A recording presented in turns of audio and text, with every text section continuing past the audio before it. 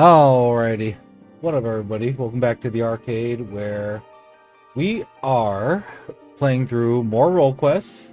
We also have the ooh shit.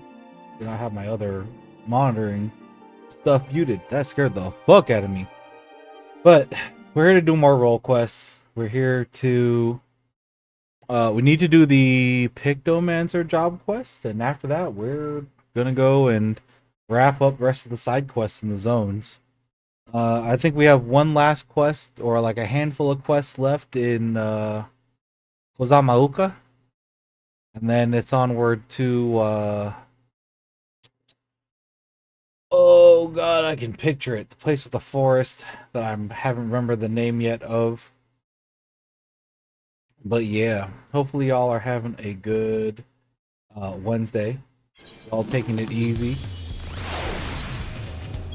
Oh, we're on Summoner, which is what we're going to be doing the role quest on. You our very last role quest at that.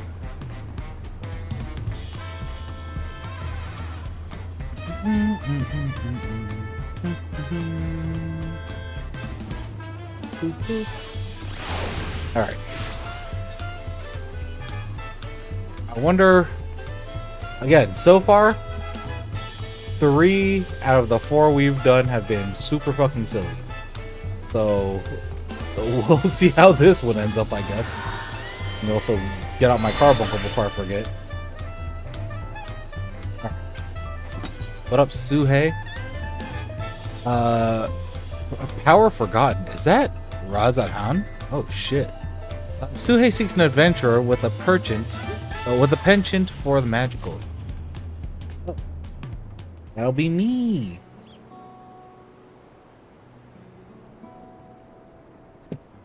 Oh, hello. Did Brukavu send you to help recover our stolen treasure? Yes. That's me. I am accepting this quest. Thank the heavens. And judging by your accoutrements, you're learned in the arcane arts, yes? If so, we've need of your power and wisdom.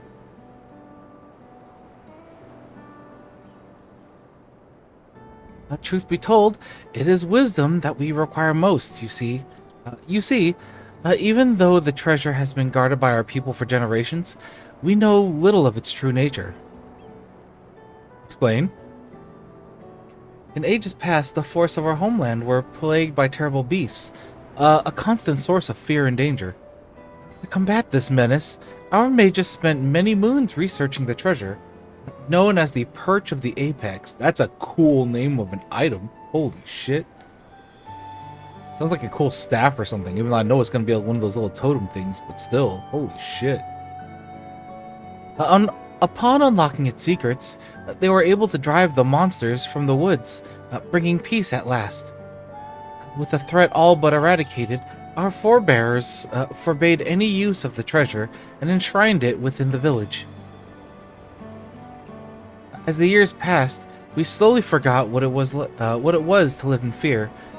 Yet, as our struggles faded into memory, stories surrounding the Perch of Apex became legend, then myth. Now, none living are certain of its true power. Yet the peace was shattered by a member of the Passage Unbound of the Unbound. The village wheedled its way, the villain wheedled his way into our trust.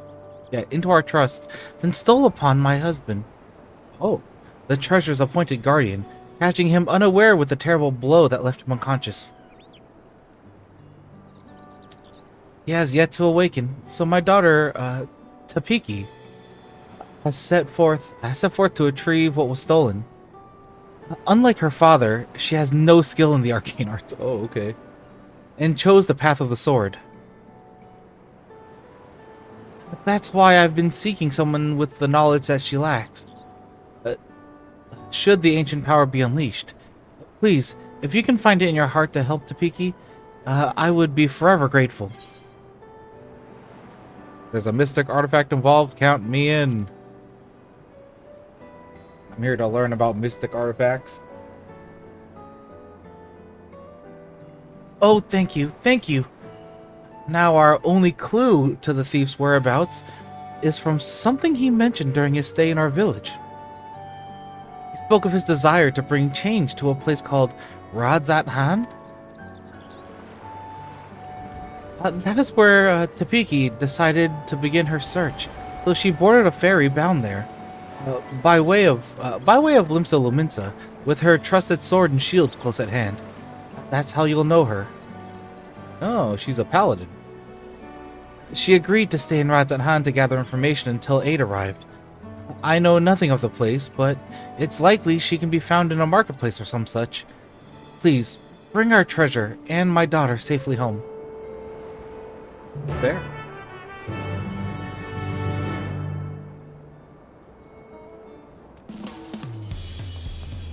Alright, I thought I would have nothing to do with Radzat Han anymore, but you know what? Looks like we're going back, baby. Boom, boom, boom, boom, boom, boom, boom, boom, boom. Also, I need to spend my PvP wolf coins. Wolf points? Whatever they're called. I need to go spend those. 20k. I need to spend them on something.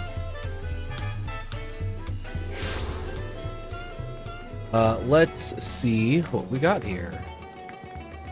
If I were Tapiki, she would be...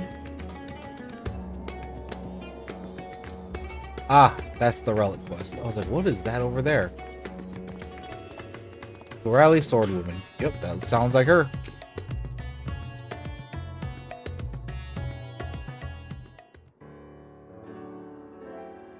Nope. Leave me alone, ma'am. What the fuck? That is a cool sword and shield, though. Oh, are you looking for me? Whatsoever for? Yeah, your mom told me to look for you. For me? And you say my mother sent you? Yes. I take it she's already explained the details, such as how we know next to nothing of the treasure and its capabilities. We have only the legends passed down for our forebears to go on. They speak of a Tural Vidral of an owl that once terrorized the forest, whose soul is sealed with the perch of the apex. The tales have only become more vague as the mists of time obscure the treasure's origin. Even our village's eldest remembers not, but an ominous warning uttered by those who once wielded its magics. Oh, is it like a nuke? The master of Apex shall be showered with good fortune, yet leave only sorrow in their wake. Is it like a luck manipulator? That's not great either. It's clear that despite owing their safety to Apex's power, our forebears viewed it as something to be feared. It must be truly immense. Now, on to the matter of the thief. Even during our brief acquaintance, he made plain his desire to bring change to Radzat Han. Naturally, I've started my search here, and have been seeking anyone who expressed dissatisfaction with the status quo. Sure enough, I soon heard stories of recent arrivals. A self-styled savior of Radzat Han who claims that he will lead the city to greatness, and calls himself the Justicar. Or the Justiciar, excuse me. Gasp. He's apparently taken on the burden of personally exterminating the beasts which infest Thavnir's wilds. He made a great show of claiming he alone is equal to the task. While he certainly draws a crowd with his boasting, they only watch with morbid curiosity as he sets off into the jungles alone. Is this an all-raw person, I'm assuming? I realize this could have nothing to do with our problem, but even the smallest lead must be pursued.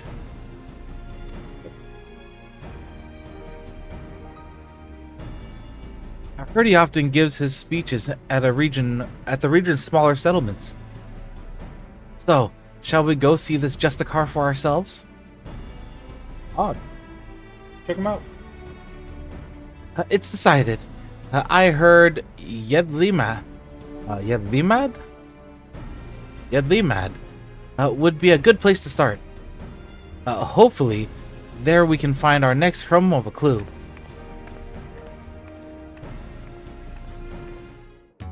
Hell yeah, let's do that.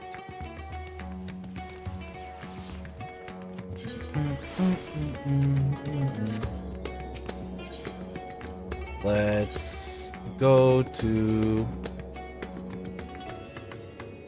Look, the stand. Oh, it's all the way over here.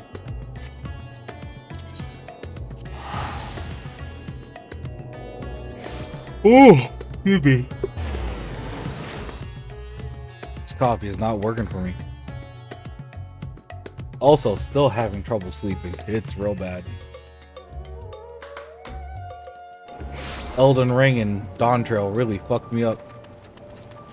Oh, it's the Bozja bike. Holy shit, I haven't seen that in so long. I have to get that at some point. Garen boy. You're looking for the Justiciar too? One of the soldiers just went after him. Oh shit. An army, we're in luck. This boy saw the very man we seek. It seems he gave the same grand speech about saving the people, claiming that danger lurked nearby before venturing forth to combat it alone. The Radiant host could not well stand idle if there truly were beasts afoot, so one of them followed him. All we need to do is pick up their trail. He ran towards the shroud, but you might be able to spot him from Kajaya's footstep. You can see the whole forest from there. Oh, the place on the mountaintop. Or hilltop? Cliff top? What would you call that? Thanks. You've been very helpful. So, Narumi, let's head there and see what we can see. Fair. I'm ready to get on my mountain and fly over there.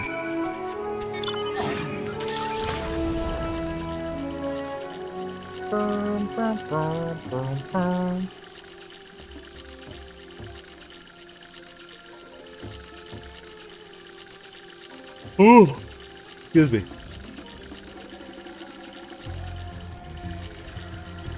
Yeah, what would you call this area here?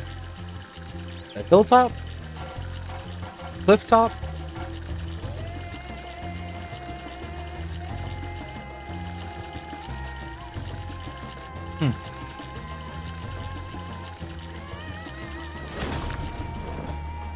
What up, Topiki?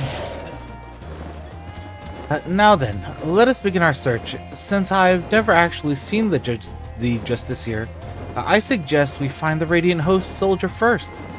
They do all wear similar armor after all. Damn, okay. Now then, let us begin our search.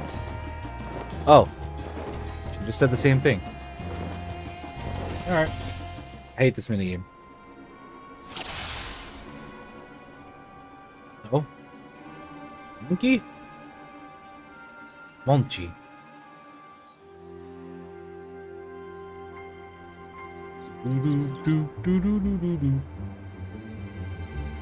Host soldier. Fallen fungar. Flowers. More flowers. More flowers. Where'd that Monchi go? Monchi?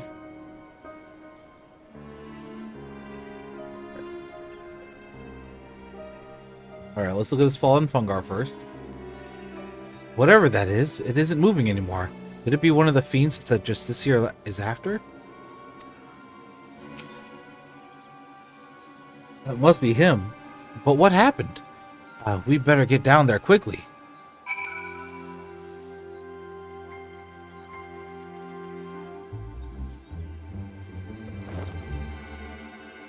Oh, delicious coffee.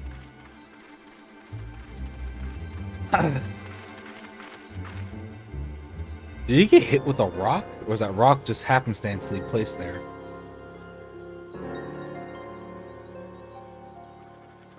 Not to worry, Narumi. He's unconscious, but otherwise appears unharmed. Enough. Ah, more rocks. Oh, this is gonna be a Looney Tunes ass one, isn't it? Falling rocks out of nowhere, killing these things. Ah, 2 rocks. What? What happened?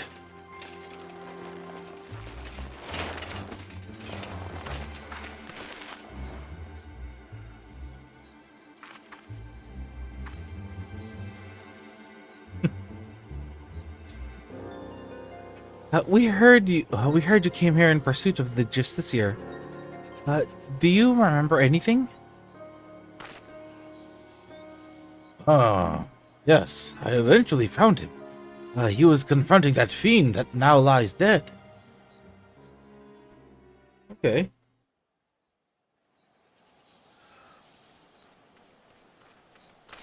Gotta run animation.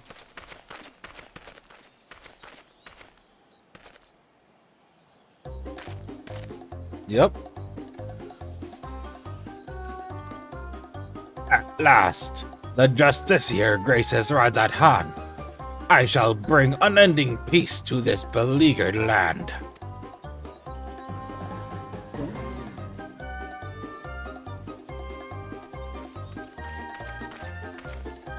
What is this outfit? You are brave to follow in my path. Few indeed possess the mettle to even consider the terrors which threaten our home, let alone stand against me. Yet, courageous though you may be, you are far too weak to fill a beast so mighty. Quit this place with your life, while you are yet able. Oh, what?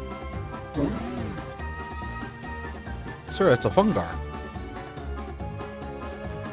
Him of the Radiant Host. If I ran from such meager prey, I would become a laughingstock. Laughingstock actually one word? Holy shit. How bold to look death in the eye without flinching. I doubt not your conviction to defend Rajat Han, yet I believe it pales before mine. Okay. Acha! Hit the pose. O Apex, bestow upon me your divine might. Roll a D100. Do you not heed my call? I require your power more than ever. Is something supposed to happen? Fucking Jesus. Why? Am I yet unworthy? Or perhaps there is a button I must press. This fucking guy. Oh, I've never actually looked at a lot of the monsters' walk cycles. That's not bad. This is not what I expected. Stand aside. I'll dispose of this pest. Just give me a moment. It cannot end like this. I would be made a fool. Come on, you moldy triggered work. Transform me into the hero of Rajat Han. Is this guy a fucking Chuny? What the fuck is going on? Huh? Oh, and then he got zonked. Just a Cody stone throw from Street Fighter 4. He brandished that idol and became wreathed in mysterious light, and the boulders started falling from the sky. Down they came, one after the other. That's when I must have been struck unconscious.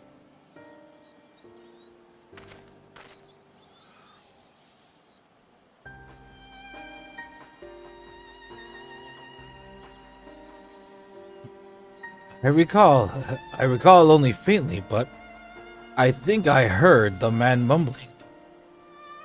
Quite excitedly, as if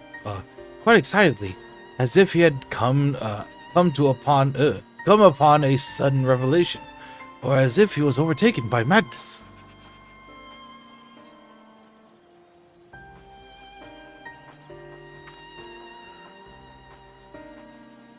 Fair. What is this Danganronpa ass shit going on? Seems he got away unscathed.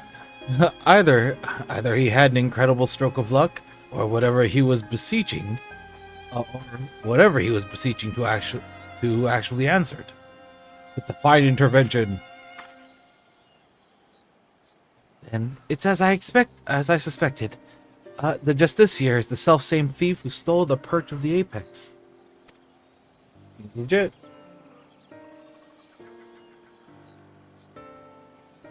But no doubt he's long departed from here. First, I'll escort this fellow back to Yedli Mad, and keep a close eye on him. Head wounds can be dreadful after effects. Yes. Bro, he could have brain damage. Permanent brain damage. Also, please pick up your shield.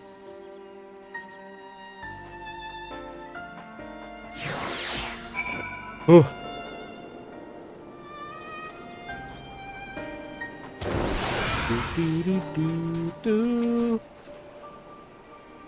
Also, thank you for moving us back over here. The soldier made his way back to Razat Han to make a formal report. And what an odd report it will be. Yeah. His account seemed to align with the legends of the treasure's powers. The wielder escaped unharmed and brought ruin to those around him. Could those falling rocks have been a freak accident? I'm not so sure. This is like a kind of broken one. You won't believe it, he came back! Oh. Yeah? Did he, young man? Who came back? The Justiciar? Yeah. Yes, not long after you left. Wow. He is lucky. He said he beat up a monster that knocked out a Radiant, and he was laughing his head off. Did he really do that? Is he really stronger than the Radiants? Ooh.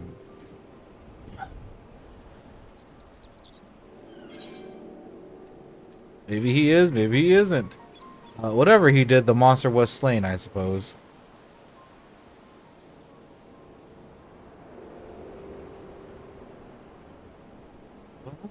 My mate can't stop talking about him. He wants to be like the Justiciar.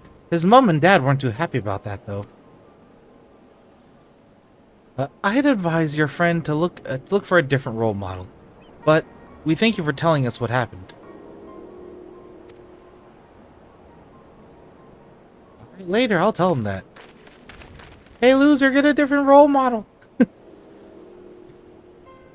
Well, there is one less fiend skulking about, I suppose.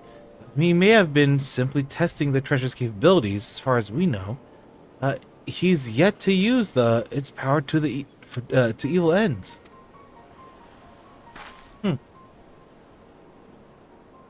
I find his motivations a mystery. Steal the perch of the apex by force, only to come here to Thavnair and use it for good? It makes no sense. You've heard of this passage of the Unbound, yes? Many have ventured into Tuliolal claiming to be their victims, yet here they would be saviors? If he had such noble goals, then why did he stoop to such devious deceptions? What could he be plotting? But that's neither here nor there. He stole from my people, and that misdeed can't be forgiven. The perch of the apex helped us win peace. By its might, our forebears built the foundation we now lead. Until recently, it stood silent, a symbol of our pride as a people. It reminded us that we carved out a home within an inhospitable wilderness. Being trusted with the protection is a great honor. I was so proud of my father when the elders chose him. So proud to be his daughter. Yet since the day it was stolen, some of the other villagers made their disdain towards him only too clear. I couldn't bear it. Ah, for family, for my honor. That's why I must get it back, to restore my village's pride and my father's reputation.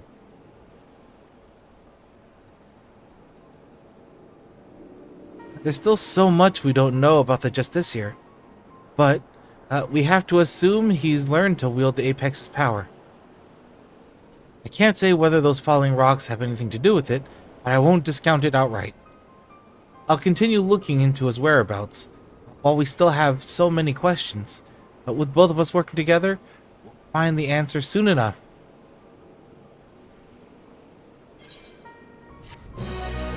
Fair.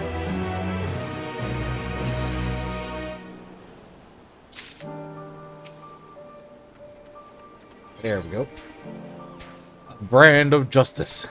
Topeki, where's a troubled expression? Oh? Ah, Narumi. I'm afraid there have been some developments that are less than encouraging. Chocobo, you okay? Just walking in place, dude? News of the Justiciar's actions have spread throughout the city, and with each retelling his deeds become more valorous. The younger citizens in particular seem to view him as something of an idol. He would appeal to younger people.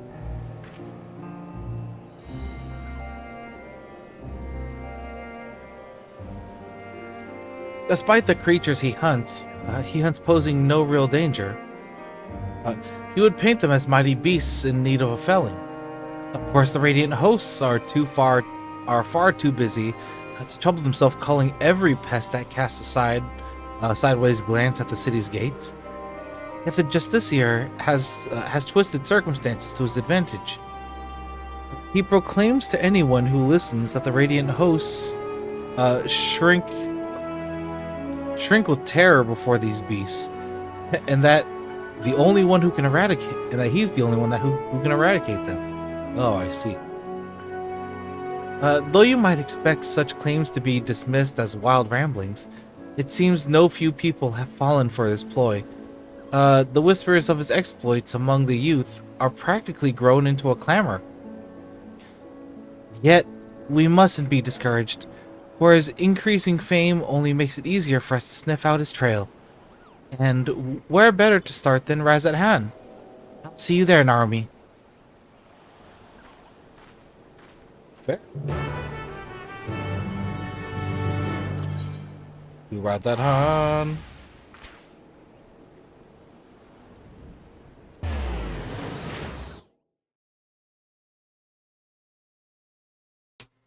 Oh man, this coffee is not kicking in. We might have to call a short stream if my energy can't get up there. Boy, it's hitting. Given how large the city is, let's split up to cover more ground. I already have a destination in mind, the High Crucible.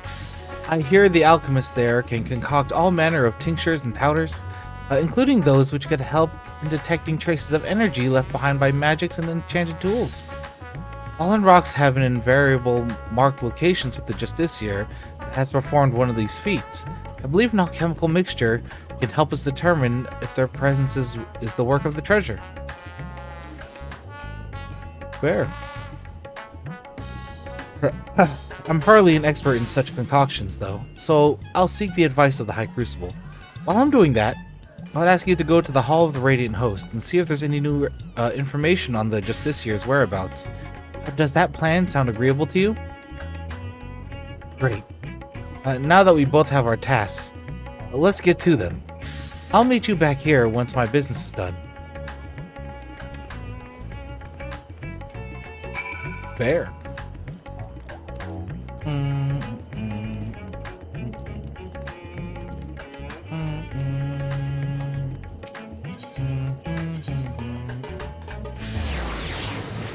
I realize, is the Hecdies still in here? It's been a hot minute since I looked. I need to take a quick check. Okay, these are all the people that were for, what was it? The Endwalker role quests.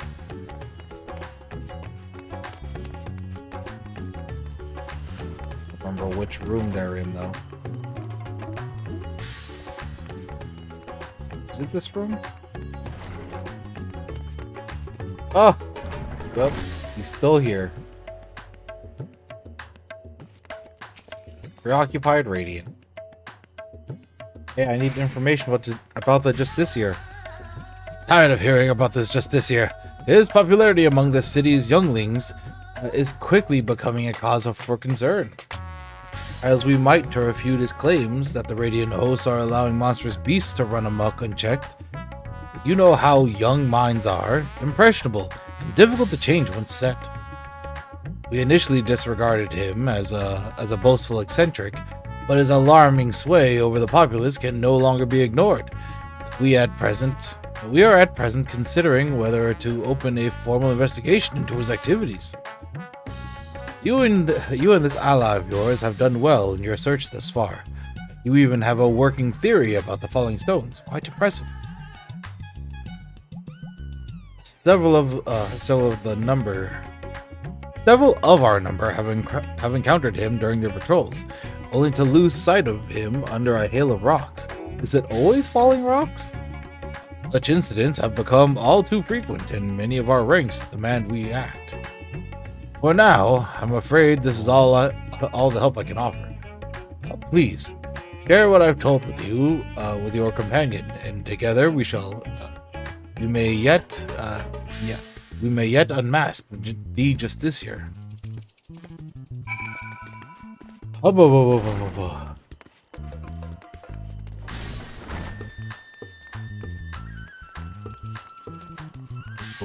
boom, boom, boom.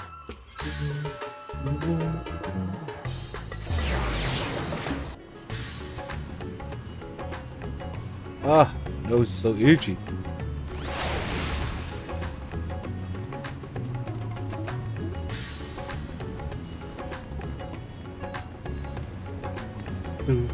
Dum dum dum dum. Hold on, where's she at?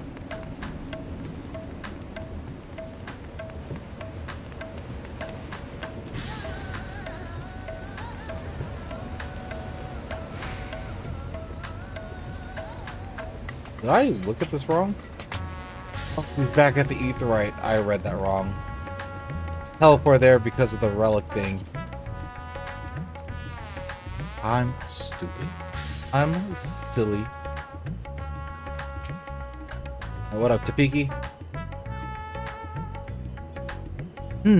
It's heartening to know that the Radiant hosts are taking this seriously. Thank you for speaking with them, Narmi. I have good tidings as well. I explained the situation to the alchemists, and they provided a powder that could help detect traces of magic in the surrounding environment. I say help because the powder reacts only faintly on its own. To function properly, it requires the skills of one practicing the arcane arts. Luckily, I have you. I've committed the location of all sightings of the Justiciar to memory, and the closest to us was at the Perfumed Rise. Let's hope this powder works as intended.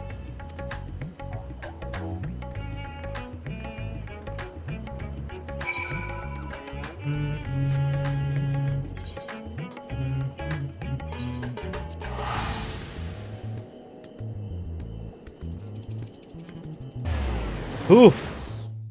Oh, man. Kicking my ass.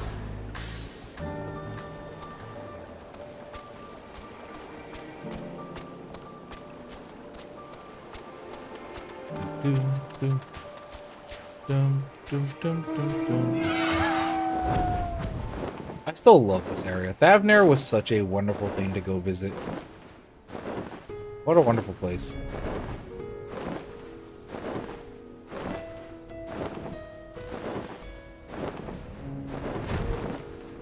Alright.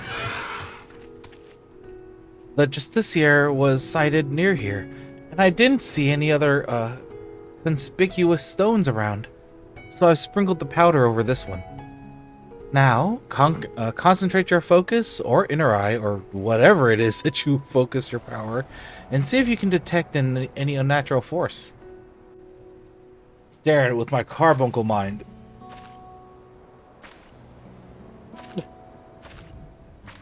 Focus it all into the summoner dong.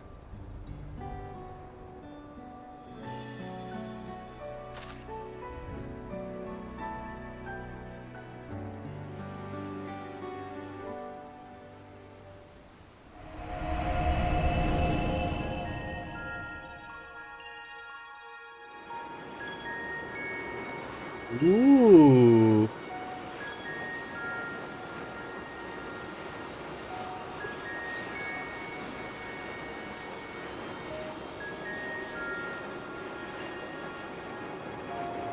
Oh. It is I, a rock who was used by the totem. That effect made me a little nauseous, like, whoa.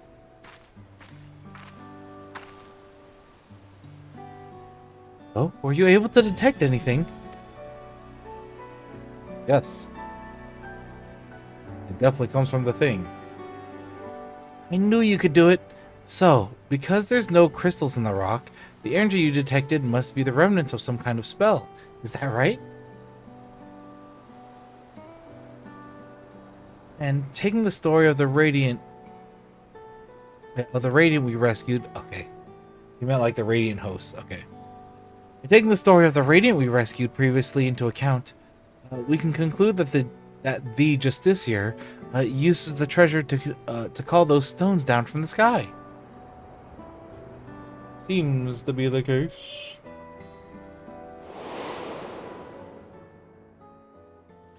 At least we now have an inkling of its true nature. Even so, not every question has been answered. The Radiant told us, even as the Justiciar stood before the creature, he seemed to have trouble calling forth the Apex's power at first.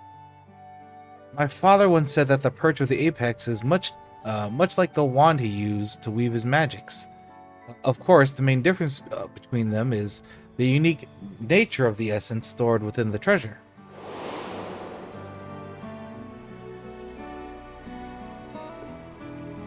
There. Also, is that the Bosja outfit? That's the Bosch von Ronsenberg outfit. Holy shit. The tank gear.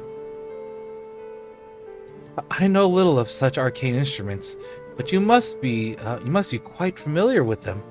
How do you use yours? I channel Aether into it. I perform incantations. I rely on sheer willpower.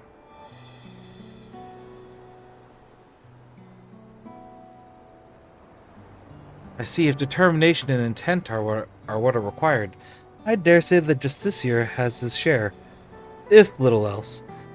Even with all his fervent yelling, it took a while for the rocks to appear from the sky. I suppose the perch of Apex possesses some unique method of activation. When I spoke to the representatives of the other tribes about their treasures, no one mentioned special techniques being required. Not that the relic would be should have much in common to begin with.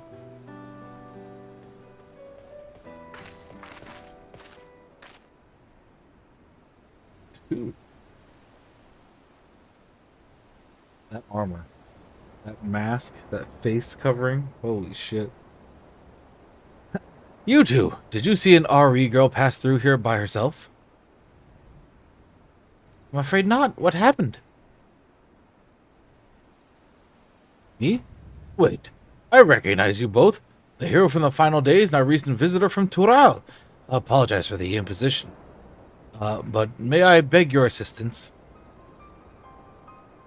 It's all the Justiciar's fault. The girl said she was off to join the Fool's Crusade, and ran out of Yedley mad before anyone could stop her.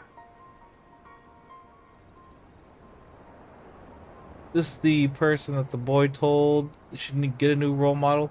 Her mother begged us to find her, but if she's following the Justiciar, she could have gone anywhere. You see, he's been sighted at locations scattered all over Thavnair. Fair. We can't stand here looking at rocks while a girl is in danger, especially if the Justiciar is involved. We have to help.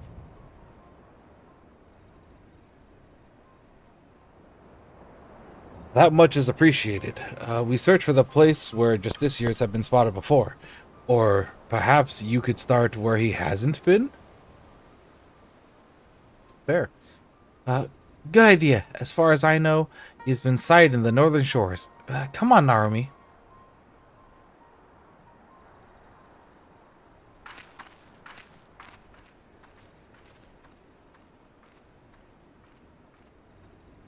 At least he isn't, you know, a doppelganger this time, or what did we have to deal with? Team Rocket, a doppelganger, bougie revolutionary, and murder honor freak over there putting people to sleep. Huh. This dude really chuny, but divine intervention.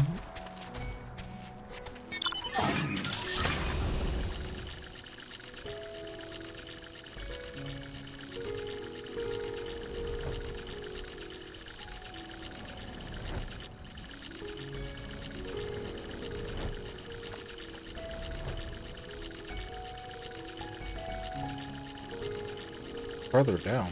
Fuck.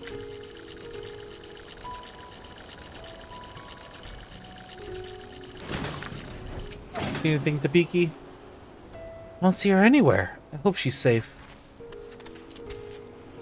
Child. Child. Oh my fucking god.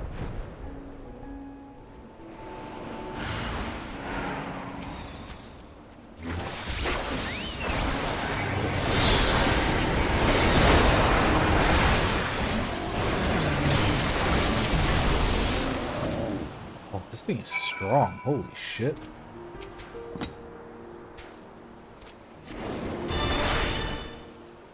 That's the first time I've ever used it, so holy cow.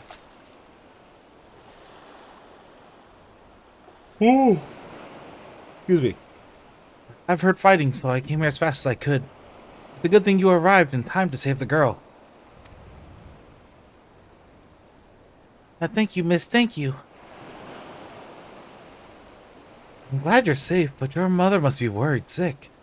You shouldn't wander off like that. Especially not to look for the trickster, for a trickster like the Justiciar. You mean he's a bad man? Yes, exactly. He stole an important treasure from my village, and now he's using it to make himself look brave. But he needs to kill the monsters to protect us. That's no excuse for stealing. He might have fooled you, you younglings, but the Radiant Host know what he's up to. They said he'd save us from the monsters. He's our hero. Oh God. The Radiant said we shouldn't be scared, but we all know the Justiciar is the one who keeps us safe.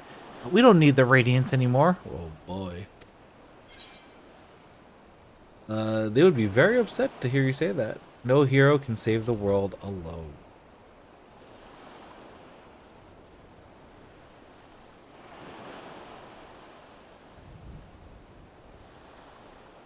I'm sorry. I shouldn't say bad things about the Radiants.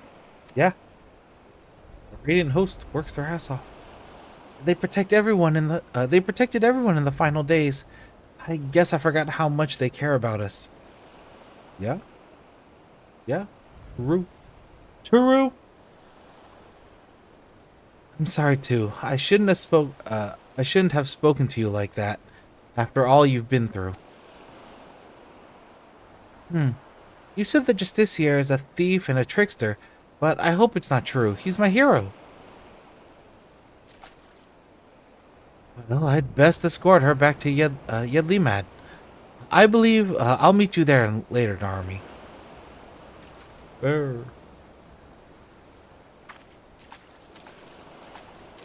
Hand's so shiny.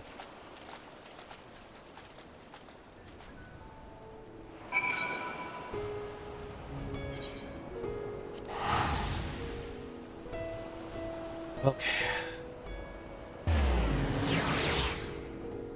Let me possibly take a quick BRB after we turn this on. I turn in this quest just so I can maybe get a snack and try to get my energy up with like another cup of coffee. So let's turn this in and then we'll do that. Because boy, it's killing me.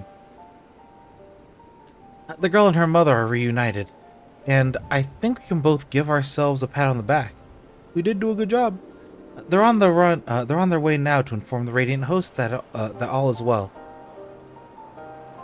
I would like to apologize for before. I let my emotions get the better of me, and harangued. Oh, and harangued that poor girl when she was hardly to blame for anything. I really should have been scolding myself. I mean, you didn't really scold her. I wouldn't consider it that bad.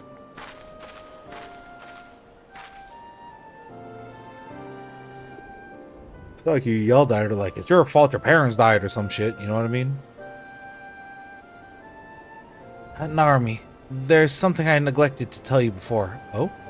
The man who calls himself the Justiciar came to us in the guise of a worldly merchant.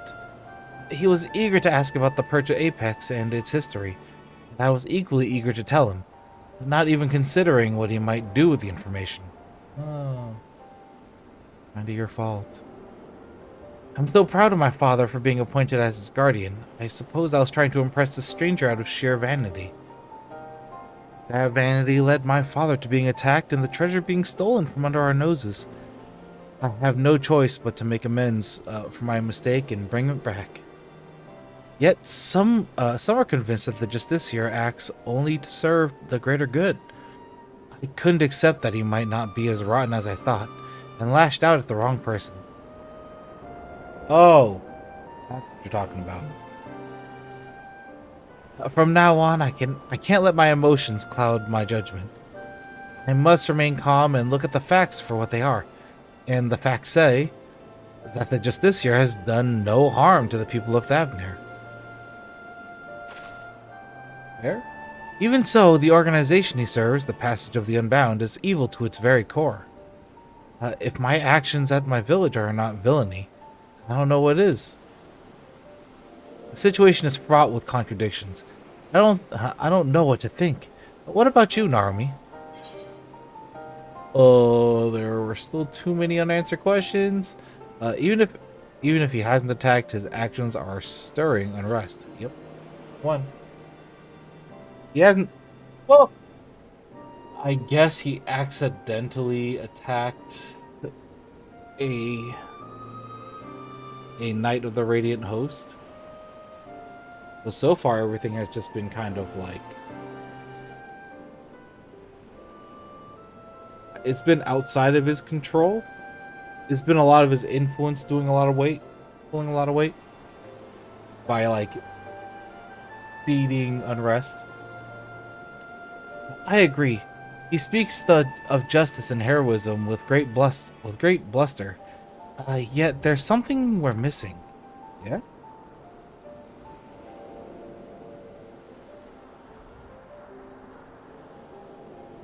Thank you, Narumi, for your wise words. I sometimes find it difficult to keep my heart from skewing my perspective. So I'm grateful that you're here to to help me see clearly. So it seems our objective is unchanged. We track down the man who stole my people's sacred treasure. Whatever his intentions may be, unraveling them comes secondary to finding the man himself. I'll continue to pour my very efforts into the search, so stop by from time to time. We have something new to share with you. Odd.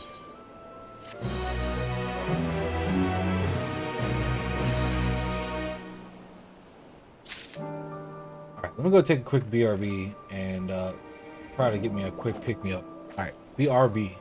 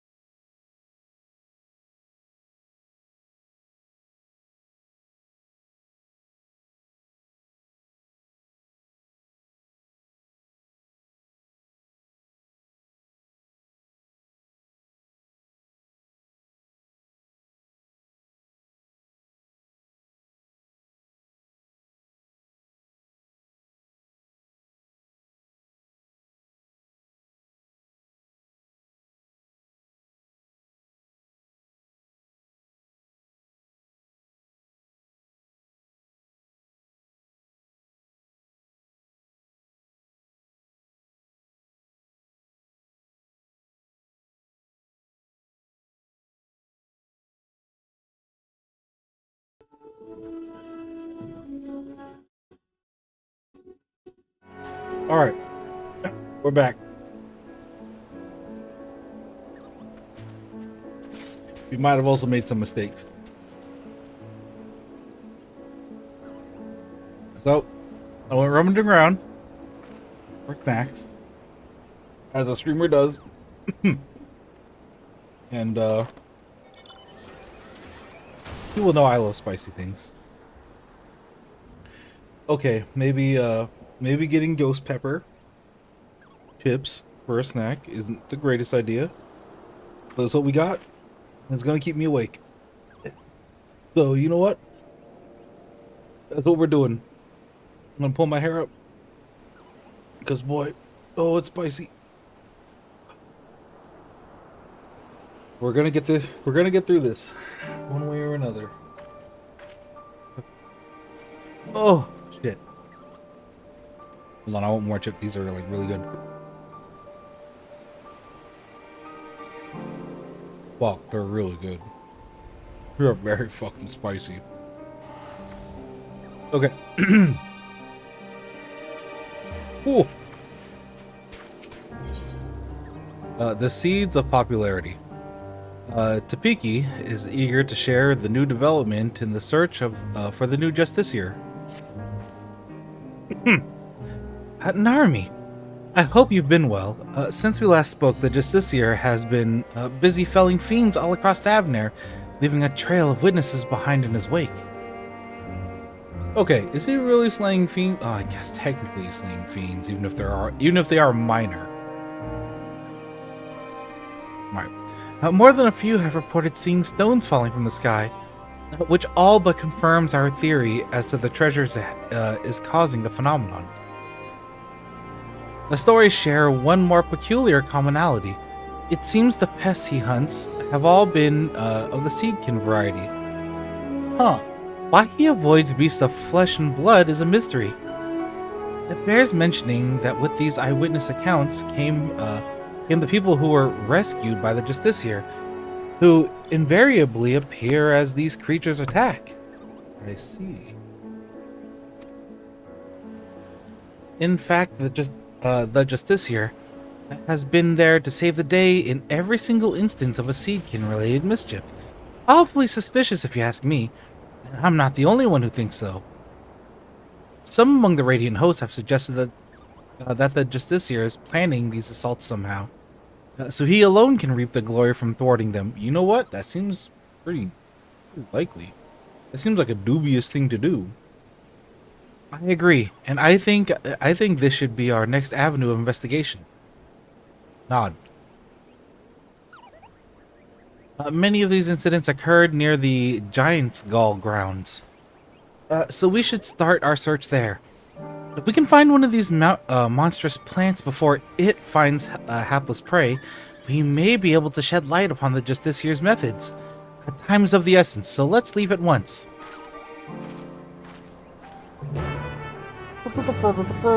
Phoenix Wright. Just Phoenix Wright Hrothgar?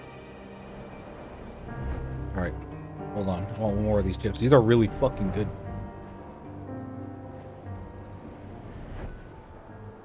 They're so spicy. Oh, so tasty though. I love ghost pepper.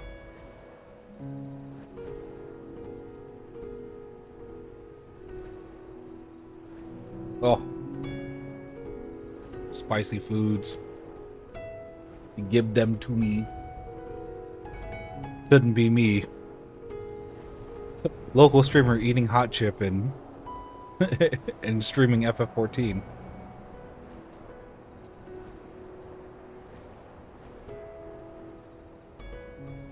Is this the night theme?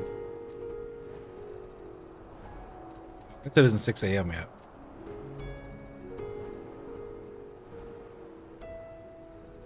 Hmm?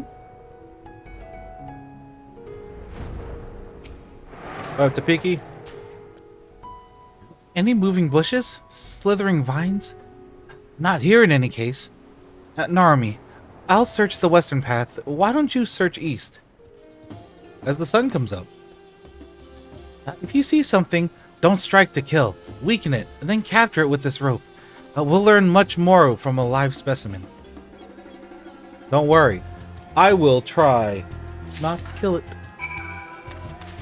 I will give my best efforts not to kill it. Don't worry. Tabiki, I got this.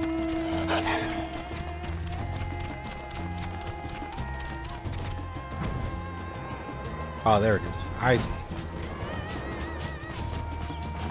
Don't worry, I got this. Also, let me get rid of some of this food that I just have laying around. Toast. Let's get rid of some of this toast.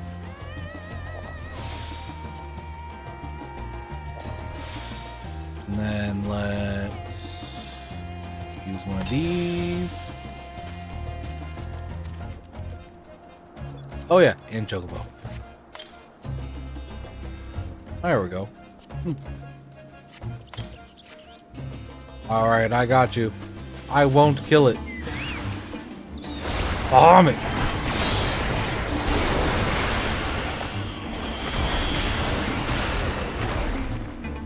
The enemy is weak. Use the sturdy rope. I got you. Look at my tiny Muhammad.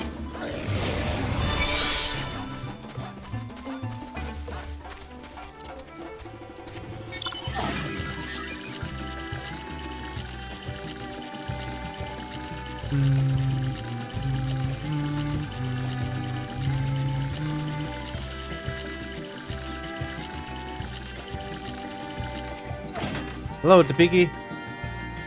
I see plenty of fauna roaming about, but the flora all seems to be of the rooted to the ground variety. Perhaps my hunch was incorrect.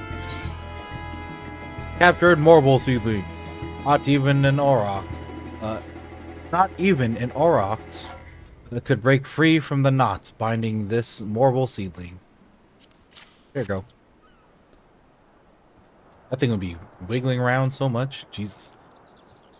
You found one. In fact, this is exactly as an eyewitness described. Why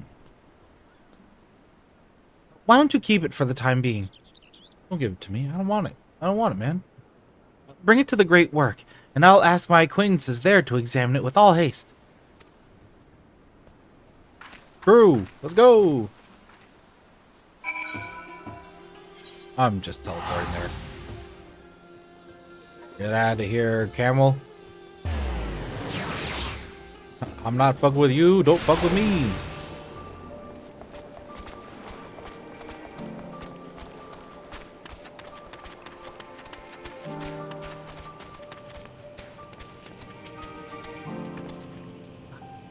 Mistress Tepeki told me what to expect.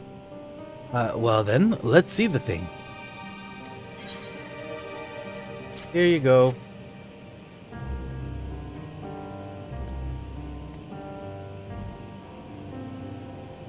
Oh, I didn't expect it to be so diminutive. If Mistress Tepeki's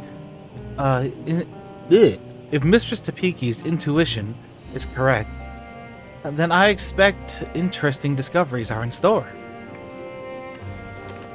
All right.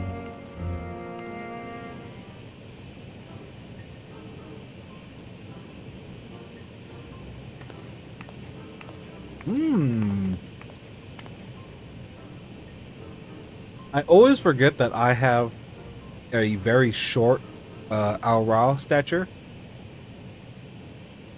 So when an actual, like, taller female Aura comes up to me, I always forget how short my character is. Until I see them next to another one. I'm like, oh, not everyone's as short as my character. My character is very short.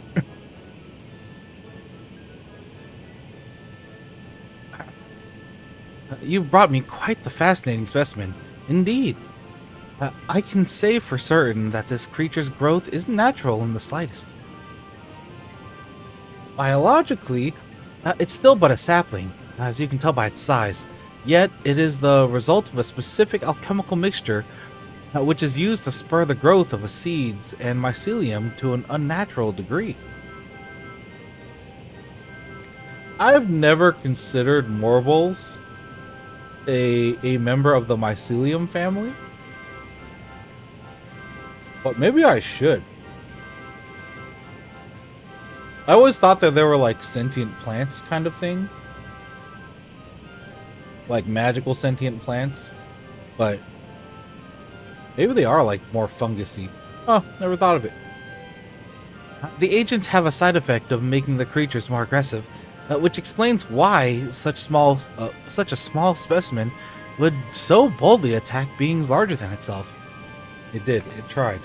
It tried, and I kind of blew it up with Bahamut. Yet the solution requires ingredients. Most rare, and the cost of procuring enough to synthesize it would be beyond the means of most. A rich person. Whoever is behind this, they are likely well heeled. That's a term I don't see very often, but yeah. As for the creatures themselves, if they were all grown artificially, perhaps that explains why most of the incidents involved smaller seedkin. True. Rather than wait for them to mature naturally, the Justiciar must have accelerated their growth so that he could deploy huge numbers over a short span of time.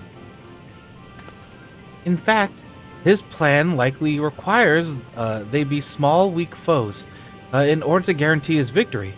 After all, the great Justiciar can hardly be expected to bear the blemish of defeat. Yeah. With these new details brought to light, it's almost certain he's staging these attacks on the common folk. Now we have a new perspective to guide our search. Where? Perhaps you should return to Yedlimad. I hear the Justiciar is the talk of the village.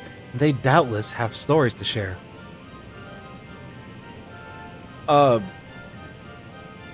Quick question. Why didn't we do this before? A splendid idea. Thank you. Your findings have brought us a step closer to unmasking that villain. Like, really, why didn't we just question the whole town before?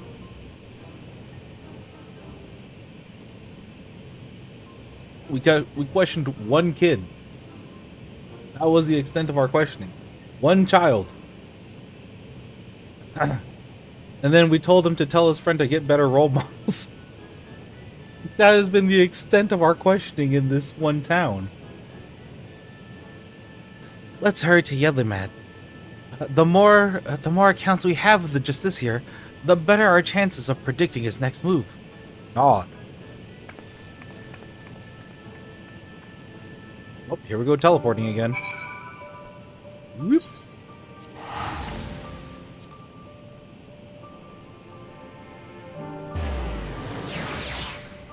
Dum, dum, dum, dum. Dum, dum. All right. What do we got over here? Alert Radiant. Well, hello. Well, Heidi ho there. Rest assured, the Radiant hosts are well aware of the Justiciar. Every day we receive more reports of him combating beasts in the surrounding wilderness. These encounters are never on well-traveled roads, it seems. They occur in remote regions that we scarcely patrol, along routes that are only used by a small number of merchants and porters. We concluded that the Justiciar either has uncommon knowledge of the behavior patterns of these creatures, or that he keeps close company with a merchant who travels those obscure paths. For a rich person, yeah, maybe he's a merchant type. Interesting. You, enthused youth. Hello, youth who's taller than me. Oh, you're hungry for more information of the Justicar? Or the Justiciar? I hate this word. This word is fucking me up. Holy shit. He's amazing. I was lucky enough to catch a glimpse of him on the road leading here. Facing down a fearsome creature. I don't know how he did it, but he called down rocks from the sky to knock that thing flat. The Radiant hosts were on patrol, So if he hadn't come to our rescue, that brute would have marched right into our homes. He shouted that he was the savior of Razatan, and he even waved at me. What an asshole. Oh, he looks so impressive he looks so impressive with the sun shining behind him. Yeah, I bet. We're dealing with a Chunibyo. One whole Chunibyo of a man. Watchful man, hello. Don't tell me you've come chasing that half-baked savior. The younglings might be taken by his honeyed words, but anyone with experience can see he's nothing but a charlatan. And I have a story to prove it. A merchant I know took a tumble as he was transporting his goods. Not long after comes the justiciar, looking chivalrous as you pleased in his shining armor. Did he offer a helping hand? No, he ran off with nary a glance backwards. He may go on about slaying beasts, but a real hero would never ignore someone in need, even if they were just suffering some scraped knee and a bruised ego. You know what? You're right. He said that guy's not hero enough.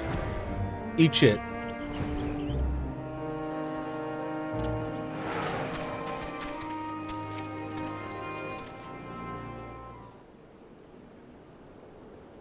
An army. Do you have a moment? I'm having a little trouble here. Oh? Oh, this person who's dressed as Elizabeth from Persona? I sought this merchant out because I was told he dealt with the alchemists in the great work. I thought he might know something about the justiciar, but when I asked, he seems like he's been like this ever since. Apologies. I was just surprised that you would ask me about that madman. What concoction, what connection could he possibly have with me? The fiends he fights are grown from with rare alchemical materials, and we think he might be staging these encounters. Since you deal with such wares, I wondered if you might know how he came into their possession. It's this guy. I don't know what you're talking about. I've never spoken to that man. Oh, I very much doubt that. Perhaps he'll be more receptive to questioning from you, Narumi. I'm gonna blow your balls off with magic. He seems to have intimate knowledge of trade routes and alchemy. Who taught him, I wonder? Spit it out, you're working with him. We'll play the nice game first. Come now, any merchant with a nose for profit has good relation with alchemists. By your way of thinking, any one of us could be in league with Verazan. Oh, you name dropped. Verazan, you said? Who is that, may I ask? Fuck. Oh, I'm a snitches. I'm a good stitches. Huh? What? Did I? No, that's my name. Is this a Dr. Jekyll and Mr. Hyde situation? What's going on here?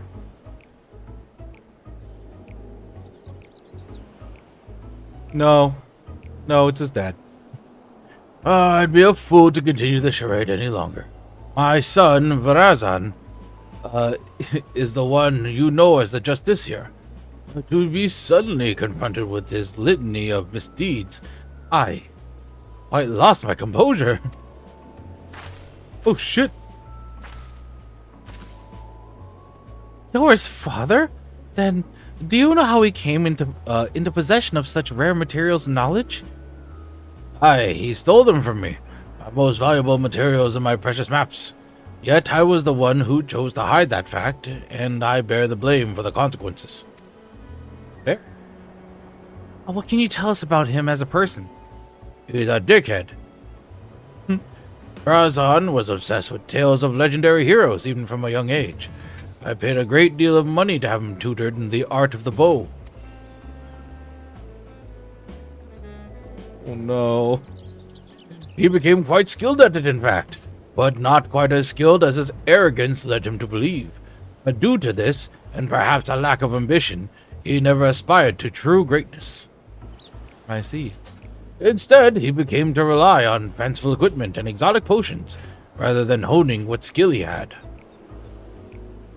It pained me to see him fall into dissoluteness. So he would brook no counsel. So, several years ago, I gave him enough coin to support his lavish lifestyle and told him to never speak with me again. Wow. That doesn't fix your problem at all, sir, but fuck, okay. Yeah? You dealt with it? Jesus, guy. Holy shit. He didn't, until but recently when he darkened my doorstep once more. And that was when he stole your goods? Nod. Although I would have willingly given them if he had but asked. He was rambling almost incoherently, saying that this heroic deeds as the Justiciar had caught the eye of someone in Abyahi, a leader of the Passage of the Unbound, whoever they are. Okay. He claimed that, under the guidance of his newfound allies, he obtained a great power. Power enough to eclipse all heroes who have come before and shall come after, as he put it. It seems he gave what money he still has to these people. To think that for all his fanciful words, he was only deigned to grasp at hollow glory, all at the expense of Razatan. There's no greater shame as a father. Damn, dude. Given what we know of this shadowy group, they most likely aim to sow discontent through Varazan's deeds. He may be blinded by his own desires for adoration, that he can't see whose hands are pulling his strings. You're saying that he's being used? If that's true, then I can no longer remain silent, despite what shame it may bring. I see now that sharing my story might be the only way to save my son. Indeed, I suggest you tell the Radiant Host at once. Of course, we'll be pouring our every effort into stopping him. Thank you for giving me a direction. I didn't imagine our meeting would end this way.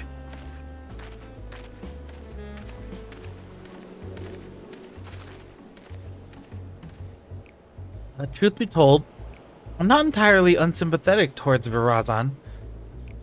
I basked in my father's reflected glory, while having none of my own to speak of. The glory of Varazan seeks is similarly false. I too shall visit the Radiant Host and have them spread word of the Justiciar's true nature. If the people are wise to his trickery, they will be far more likely to aid us. He'll soon learn that a legend built on lies is no match for true heroism. True.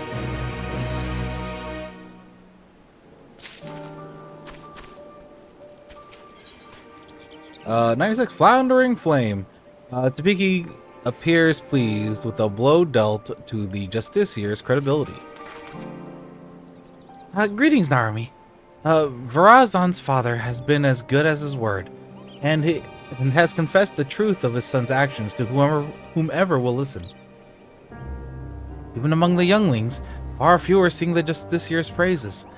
The tide is turning in our favor at last, and the Radiant Hosts are making ready to tighten the net. Speaking of which, they had curious news to share. They had been examining stones left behind by the Justiciar and noticed a pattern. They were all varieties of rock commonly found near the site of each encounter. For instance, near the Giant Skull grounds, the Justiciar seems to have called down a hall of what else but Giant Skull. I have my own theories about what this means, but I'd like to hear your thoughts, Narumi. The rocks weren't summoned, but moved. It's safe to say that the artifact doesn't affect rocks from nothing. It doesn't create rocks from nothing. Seems to me that they were moved. Indeed, the perch of the apex lifely lifts whatever stones are nearby and brings them crashing down to earth. our suspicions are correct. They're one step closer to unraveling its mysteries. Oh, like a bird? Like how birds lift things into the air and then we'll drop them to open them? That's dope. But despite these favorable developments, the Justicier's popularity remains a problem. Even with the recent blow to his credibility, his most ardent followers still idolize him. In fact, I hear he's handing letters out to the youths of Razat-Han, though their contents are closely guarded secret. All the more reason to investigate, don't you think? Once we get to Razat-Han, if I question people around the marketplace, could you cover the city's western quarter? That's where his younger followers tend to gather. After we've collected enough information, let's meet to share our findings. See you again in Razat-Han, Narumi. Fair. I'll see you there. See you there, lady.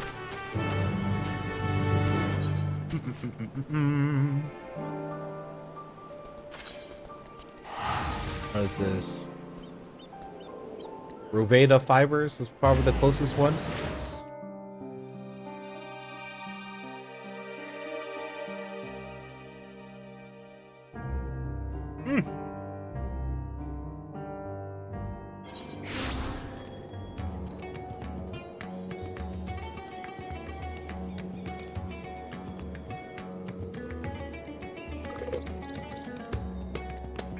Spicy. All right. Rudeva fibers. Ruveda fibers. Swap syllables around by accident. All right. This way. Stoking youth. What is going on over here? Just this here gave me that invitation himself, only for some thief to snatch it right out of my hand. Huh? You believe the Justiciar too? Well, I didn't have a chance to read the whole letter before it was stolen, but he's gathering his most devoted for a special audience. The bastard who stole my invitation is clearly up to no good.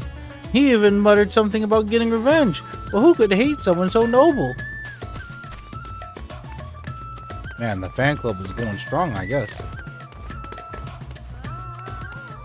Surly youth. This youth is taller than me. Oh, you're one of the ones, you're the one who's always following, that Tepeki around. Heard she's spreading rumors about the city's savior. I won't let her harm his reputation any more than she already has. So I've nothing to say to her lapdog. Wow. Child, I will fucking end you. Fucking try me.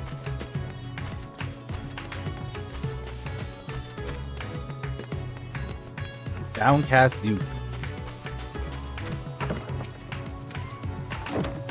Yeah, I know about the letters. Me and my friend didn't get one though. The grown-ups get angry if we talk about the Justiciar. But guess what? I heard Zashal talking about him over by Miride's Mehane. Maine? Man. Sure. He had a big grin on his face too. Does that mean that Justiciar isn't a bad man like the grown-ups say? Nah, that dude's bad. The most useful clues points to the merchant Zashal having some connection to Virazan. He has been seen in Miride's Mehane?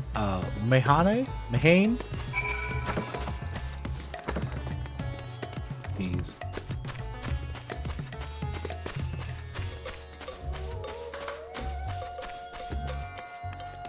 Razat-Han is definitely one of those places of like, ask Ark to pronounce anything. I'm sorry. I'll do my best.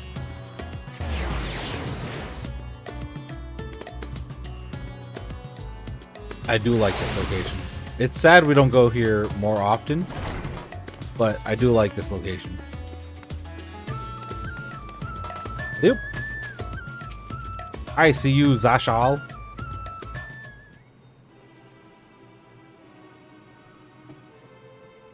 Ah, mysterious music. Ha!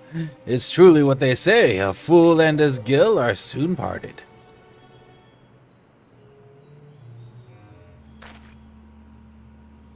Huh? Why, if it isn't one of those heroes of the final days. This isn't about the map I sold your companion, is it?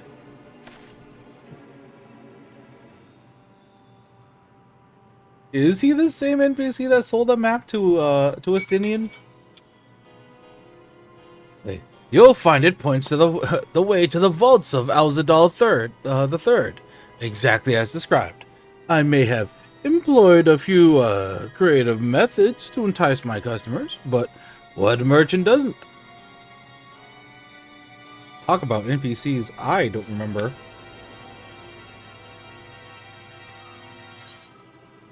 When I hear about the map, I see you're as unscrupulous as ever.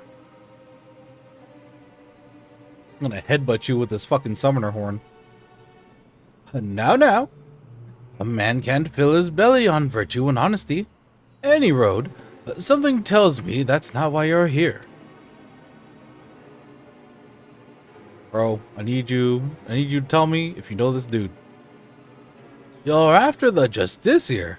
Your choice of query is unusual to say the least. But perhaps I can help you along, eh? A young man came asking for a map to open the way to Uznare. Okay. I sold him every map I had, assuring him that the one he needed was among them. Holy shit, that kid got ripped off. I suppose he found it. As I hear, these letters were handed out contain a copy of a map. I dare say that young fellow was the Justiciar himself, and he's planning a clandestine meeting in Uznare's canals. Or canals. Mind you, it appears he has no shortage of enemies. No doubt they'll be trying to interfere. Do we have to go into the canals of Uznare? Thankfully, Razadhan isn't known for large-scale criminal organizations, but that hasn't kept the less scrupulous citizens from dirtying their hands when the times are desperate. From what I hear, bandits are seeking to rob trade caravans. Bandits seeking to rob trade caravans keep running into the Justiciar during his fiend-felling exploits, causing their raids to end in failure. That would be pretty funny, not gonna lie. Like as not, they'll likely infiltrate his group of followers and settle the score. And that's where my knowledge of the matter ends. If you're wondering where the meeting place is, all I remember is that the spot marked on the copied maps is somewhere in the Shroud of Samga. So, does that answer your queries? Yes, thank you. You owe Estinian money. You owe one of our best boy Dragoon some money. Is this connected? Can I just walk down here? Okay.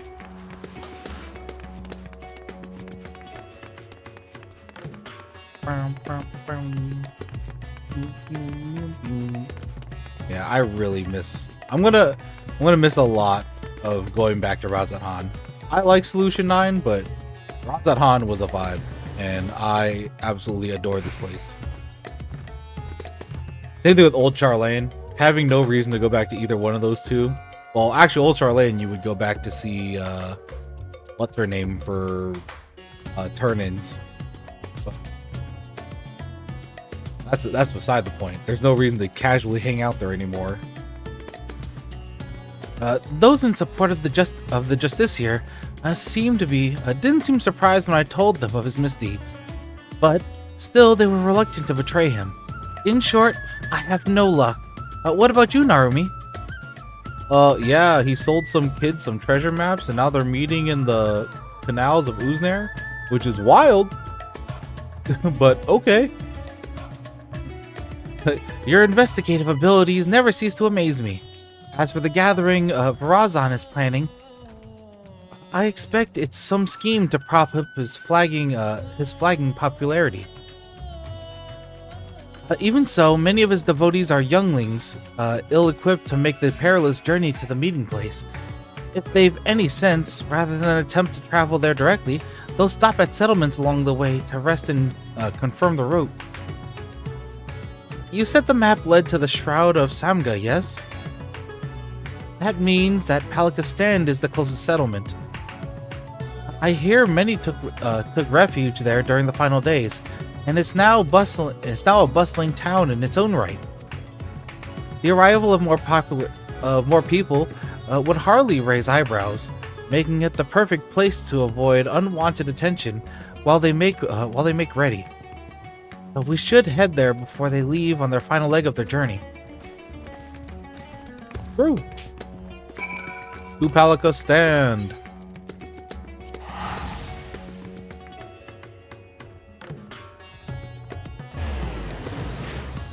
Delicious.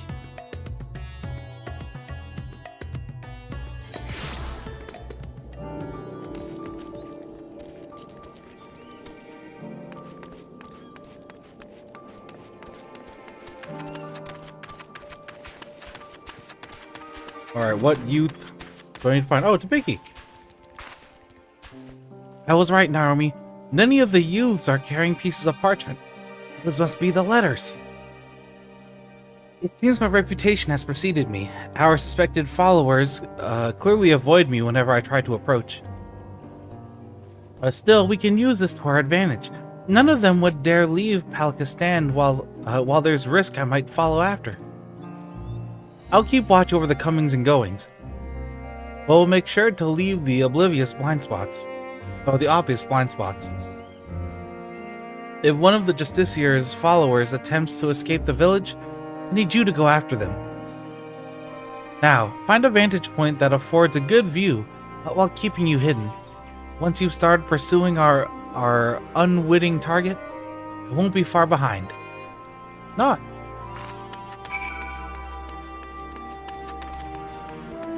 We're gonna have to tail some child.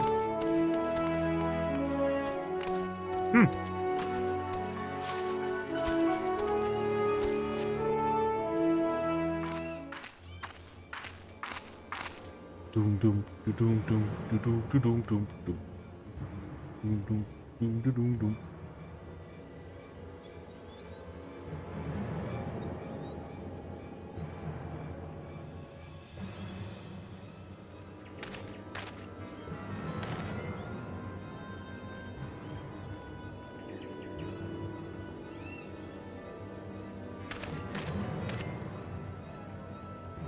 Got it? Is that who we're tailing? Follow the young man from a safe distance. The objective will end in failure if you're noticed. Our favorite mechanic. It really isn't, but that's what we're gonna do.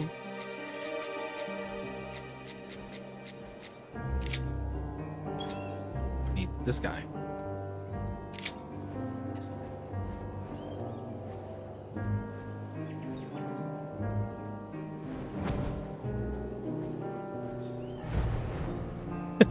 It's so goofy.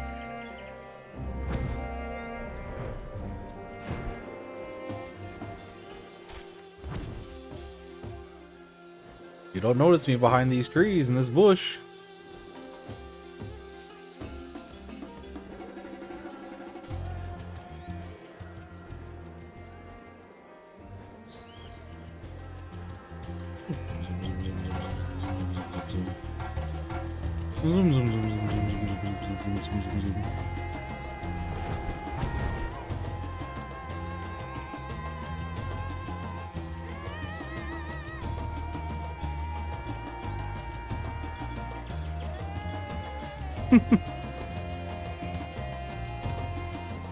Got it, air monkey.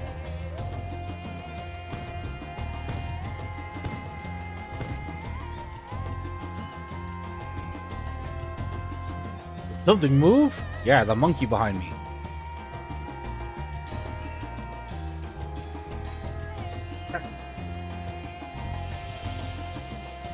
Oh, somebody's carbuncle.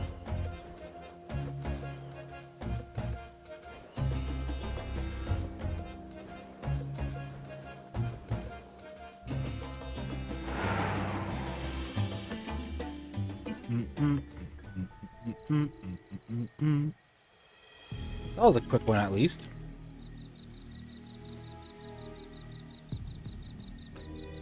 Treasure portal? Portal should be nearby. And then I'll finally meet him.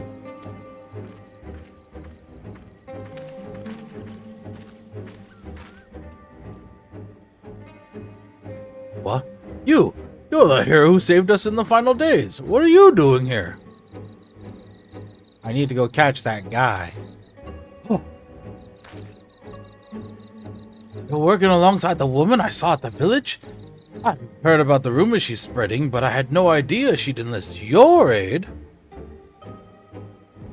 Just this year saved me, you see. I was transporting goods to a local merchant who was too miserly to even hire a proper escort. A ferocious creature ambushed me, but my savior appeared out from nowhere.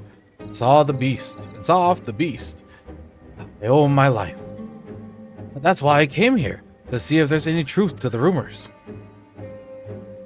But now I understand I'm in over my head. I'm going back home. Here, you can have the map. I trust you to take measure of the justiciar, and to share the truth with us all. If there's anybody you can follow, it's me. I've got this. Don't worry about it.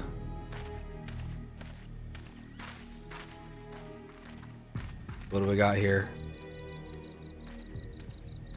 Apologies for watching from the shadows, but I was afraid my presence might have startled the lad. I was able to hear what he said, though, and his gratitude towards the justiciar seems genuine. I dare say the other followers feel similarly. Ooh, excuse me. Well, now that we have a map of our own, let's open the portal and confront Virazon. Odd.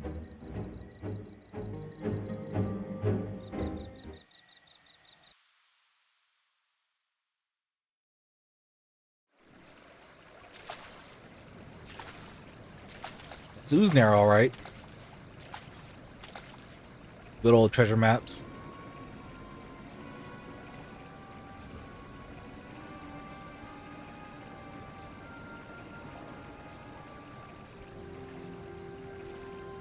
Bunch of kids and an old man.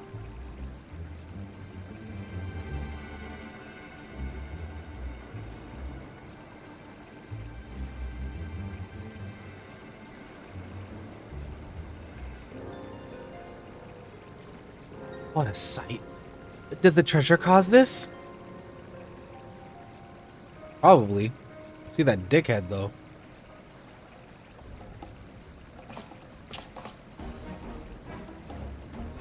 Oh my! If it isn't the hero who saved Razatan, nay, the world itself. I never expected someone so vaunted to attend my audience, but I am honored nonetheless. Scowl. Enough of your games, Razan. Stop this madness at once. After giving you such a warm welcome, these are the thanks I get. While 'tis true that I was once known by that name, 'twas merely a guise I wore until I discovered my true self. So long as I am the masked hero of Razatan, I shall not suffer any to call me Virazon. But that is your name, isn't it? Didn't deny that it wasn't him. Alright. I see. He is dumb. The hero should take pride in their name. The game is up. We've exposed your true identity. Why don't you drop the act and try being a true hero? Oh my god. Yo, I'm gonna call him out on that shit. I'm a real hero. I killed a fucking god, my guy. A true hero, you say? Indeed. Perhaps casting aside this mask is the price I must pay for the adoration I am due. Oh, he's an idiot. I see. He's dumb. Jesus, fuck that hair. Very well, my name shall ring throughout Razatan. let it be known that the Justiciar is Verazon, and Verazon is the Justiciar. Alright, guy. What are you saying? You unleashed the purge of Apex upon your own followers. You know its name. Wait, I remember you. You're that girl from Dawntrail, yes? Your village's artifact is not discriminating in its wrath. Some among my followers harbored wicked intentions, and it brought sorrow into my enemies. The true heart, the true of heart caught in the aftermath were merely unfortunate. Oh, horrible.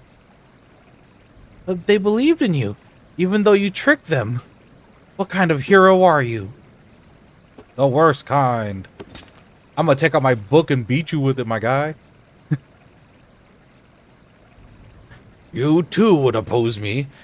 I had thought that as fellow saviors we might find some common ground, yet it would seem we are destined to walk different paths.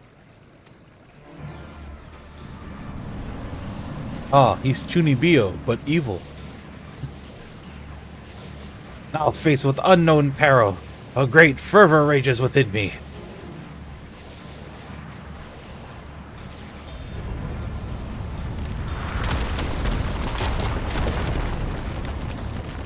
He made rocks fall from the ceiling. However, here is not where we shall match wits. No, a more fitting battleground is in order. We will meet again soon, you have my word. Alright, I'll put my book away. Ah! Holy shit, he didn't run away. Yeah, throw more rocks at him.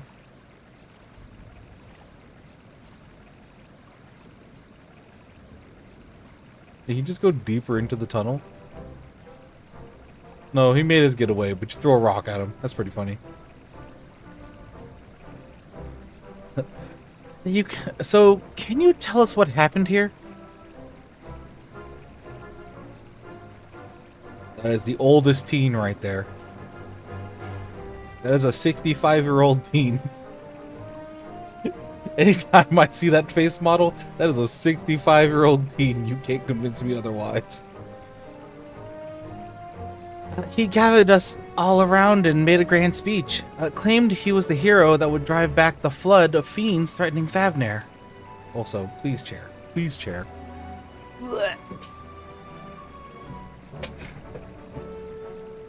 Then he spoke of his anger at the recent rumors.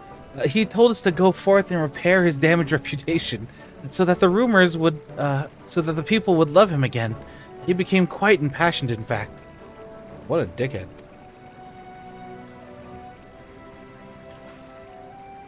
As for us two, we were to teach him a lesson, biding our time until his back was turned, but he couldn't stomach his self-righteous drivel any longer. Oh yeah, that's right, because there were a bunch of highwaymen who were also after him. Uncouth thug. He acts like he's a god come to grace Thavnair, but most people have grown wise to his tricks, including the Radiant Host. We stepped forward and told him as much, then demanded that he admit that he was pulling the wool over everyone's eyes. Then I fucking stabbed him. That's when he started waving that thing about. We soon learned that the rumors of his power were true, and rocks started falling down around us. Bro, you should have stabbed him first. Even us true believers were not spared. There was nowhere to run. The Justiciar had said such power cannot be fettered, and the sacrifices were unavoidable. And all the while, he was laughing. We pleaded with him for mercy, but that just made him angrier. He flourished the object again, and yet more rocks assailed us. That is the dumbest... That is the dumbest power ever. This ancient power is... give you bad luck. Make rocks fall on you. It was horrible. Big stones and small raining down endlessly. Until you two appeared, that is. Thank you for telling us what happened. I only wish we could have arrived sooner. True. Now, just to set things straight, it was you two that brandished your weapons first, yes? Well, I won't deny that, but we were only trying to bring the truth of his misdeeds to light. Though we might have had some personal scores to settle on top of that. Before I left Palika stand, I asked the Radiant host there to look out for anyone returning from the wilderness. I suggest you head there and seek aid. While you're there, share with them what you told us. And as for the pair of you, don't even think about running away. You'll have us to deal with. Oh, fuck. You have a whip on his back? What the shit? That's dope. Give me my whip battle class in Final Fantasy.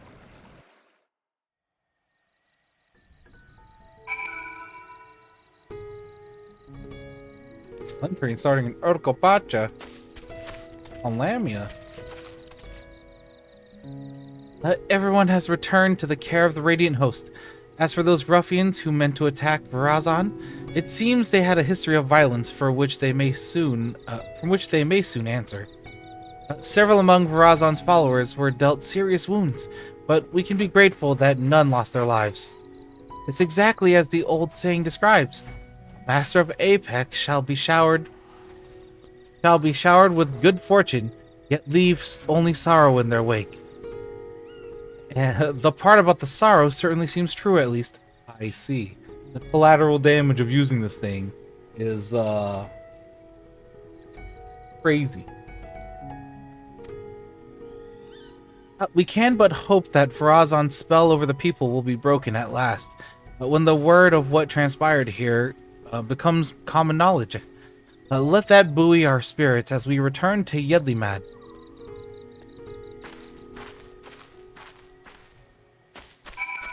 Proof. That the truth. Oh, wait. I can just teleport there. Here, please, I need you to cooperate with me, Chair. Please and thank you. Please, thank you, Chair. Please and thank you. Alright. Let's see here. What? Oh. I hate that the aetherite's so large, I'm trying to click NPCs and get the aetherite instead. Well, that was certainly an ordeal. Although Verazon got away, we can look back at what transpired to plan our next course of action. It appears that the treasure takes rocks from the surrounding environment and makes them rain down on the wielder's surroundings. However, the power seems to be somewhat haphazard. While Verazon himself wasn't struck, the boulders assailed friend and foe alike. Something else has been nagging at me, as well. The stones we saw in the canals seemed quite a bit larger than the others. I don't know what to make of it, but I will give it some thought. We still don't know exactly how he controls the Apex's abilities either. We must focus on these mysteries as we continue our investigation. As for Verazon himself, he was just as his father said, wasn't he? His so-called heroism is an empty charade, like a child playing with being a hero from their storybooks. He seems motivated by a vain desire to gain the love of the people, yet he cares nothing for their well-being. He'll learn his lesson soon enough, though. None will sing his praises after a word of what has happened at Uznair spreads. Even he must know this. I worry that his desperation will drive him to worse misdeeds. If the treasure is used with the reckless abandon, it could cause untold harm. I must discuss this with the Radiant host. Together, we might be able to capture Verazon before he attempts anything drastic. Stand by for now, Narumi. I'll be in touch the moment I have something to share. Nod.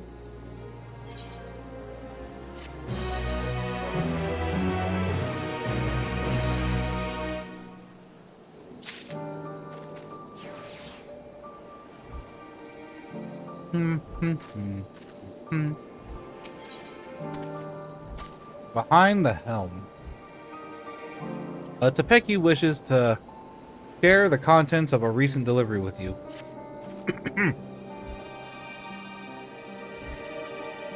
It seems Virazon has been laying low since our last encounter. I'm sad to say, however, that my investigations have uncovered little. But still, there's cause for celebration, for I received a letter from my mother with good tidings. Oh? Now, my father has finally awakened from his grievous wound dealt to him by Virazon. He's well enough to travel to Tuliolal, in fact, and may have already arrived. Should I talk to your dad? Of course, I'd love nothing more than to go to him. I pledged not to return until I had the perch of the apex in hand. Besides, I'm soon to depart with the Radiant Host to try and sniff out Virazon's whereabouts before he acts out of desperation.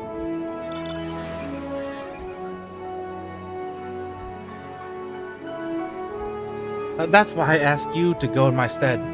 As the treasure's guardian, no one living is more knowledgeable about his history than he. We will share with him all that's transpired since we began our search. He may be able to point out something that we missed. I know it's a lot to ask, Narumi, but the safety of Thavnair depends on it. And please, give my family my regards. My mother should be able to tell you where in Tuliolal my father is staying. Once you've finished, let us meet at the Aetheryte Plaza in Radzat Han to share what we've learned. There. Don't gotta give me an excuse to go back to Tuliolal.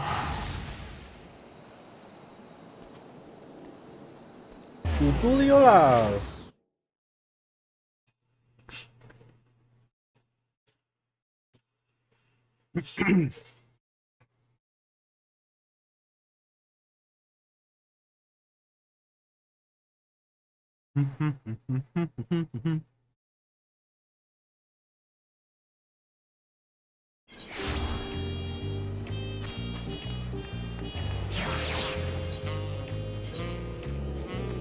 All right, let's see here.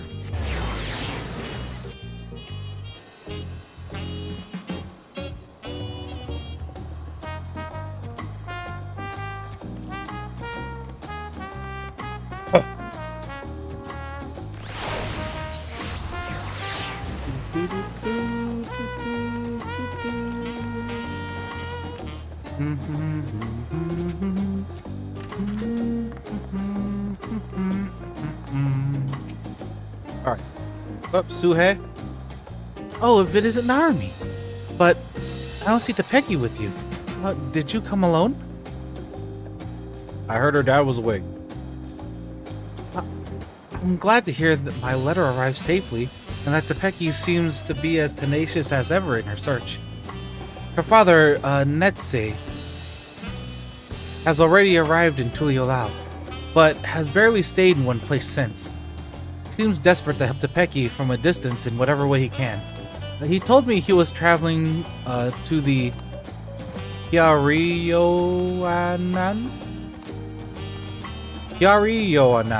plain in search of information he assured me was quite vital. If you wish to speak with him, he'll doubtless be in that area. Where?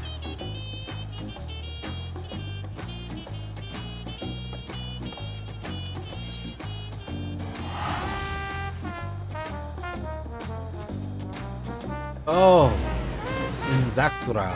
Yeah, okay. In Shalawani.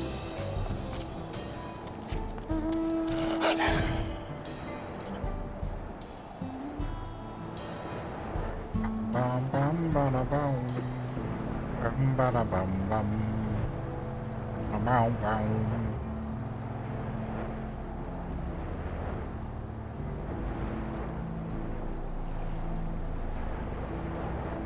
See what we got here. What up, Netsy?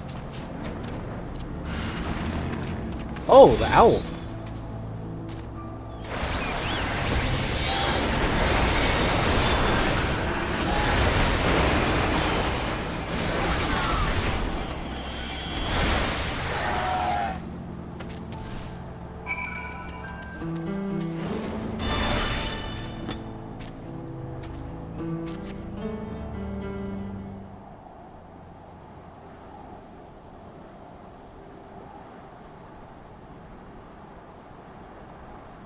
Thank you, traveler. I overextended myself, but recently recovered from a severe injury and was a fool to confront such a beast alone. Jesus fuck, dude. So you're the Narumi I've heard so much about. I owe you my thanks for all you've done to recover the perch of the apex. The news of your progress in Thavner is most heartening.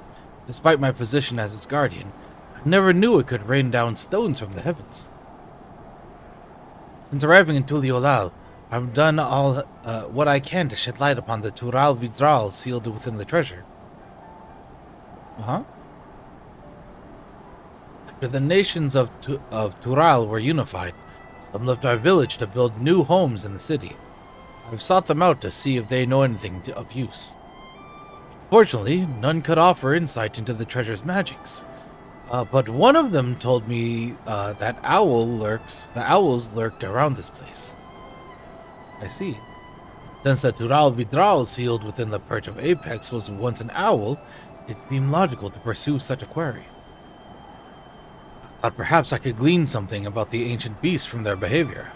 Like as not, some fundamental aspects remain the same even after transformation. Having heard your account, there's one fundamental difference that stands out. As far as I'm aware, no owl native to these lands possesses the ability to hurl rocks, large or otherwise. No doubt the Tural Vitral gained this power following its metamorphosis. I do believe, however, that it would retain an owl's core instincts. That one you fought didn't strike unprovoked. Instead, it watched me from afar with fear in its eyes. While this normal behavior is for most animals, I was surprised by how suddenly it descended upon me the moment I started approaching. It sensed danger and attacked preemptively. Maybe owls prefer to fight rather than run.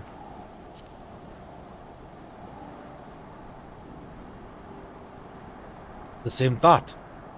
The owl sensed a threat and chose to confront it rather than run from it.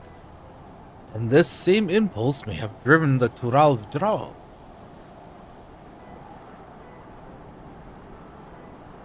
Indeed, that correlates with something I heard from one of my countrymen who had relocated to Tuliolal.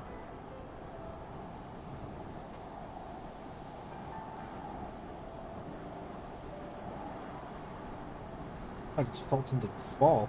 What?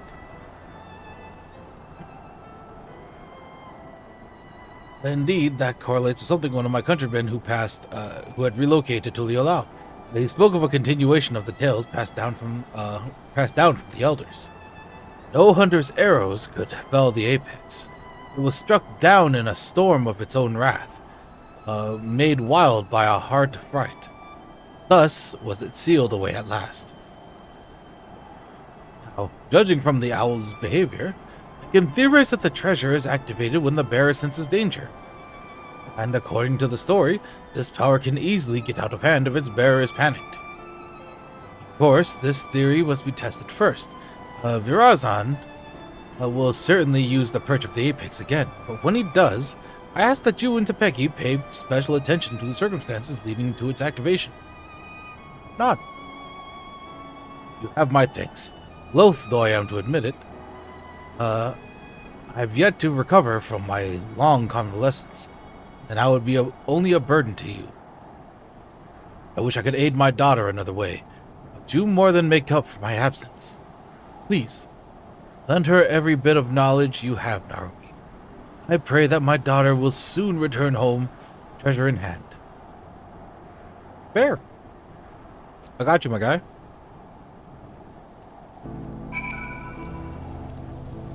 Back to Radzan. Return to Tepeki and give her my regards. I only hope an old man's wild theory can help you in your quest. No problem. We got this. Radzan. Wanna know the other thing? When we get to this Pictomancer quest after this, I have no clue where we left off. think we're still in Gridania. I'm not 100% sure on that.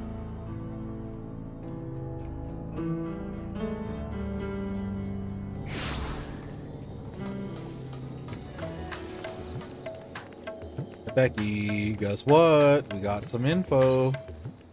Give me this toast.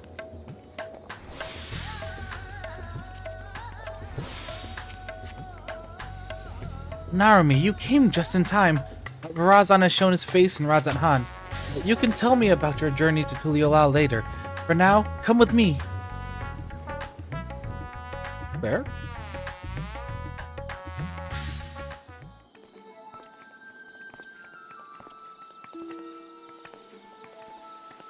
Oh, they have visors? Holy shit. I'm gonna pop out of Uznair. Oh, no, there he is. There's this dickhead. Are you surprised? Thanks to the sage counsel of a fellow hero, I have decided to doff my mask.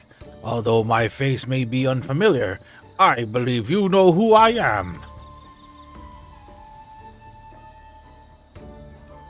I was once the Justiciar, but now you may call me Virazan.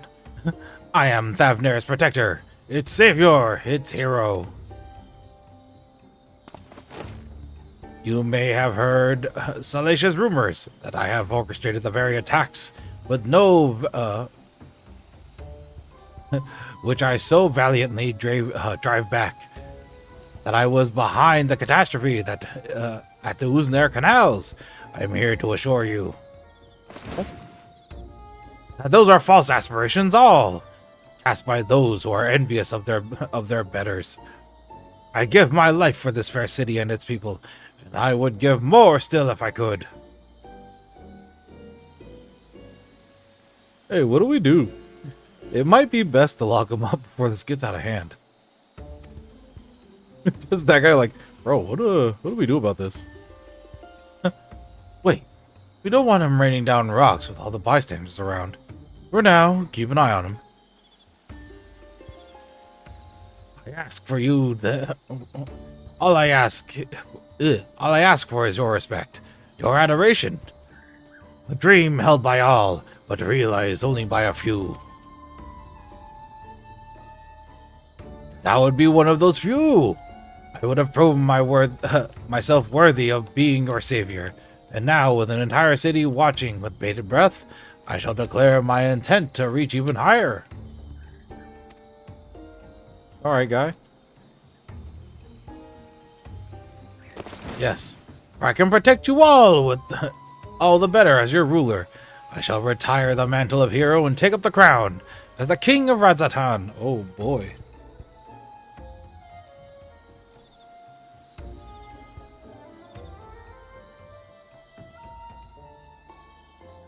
Let's let that sink in for a bit.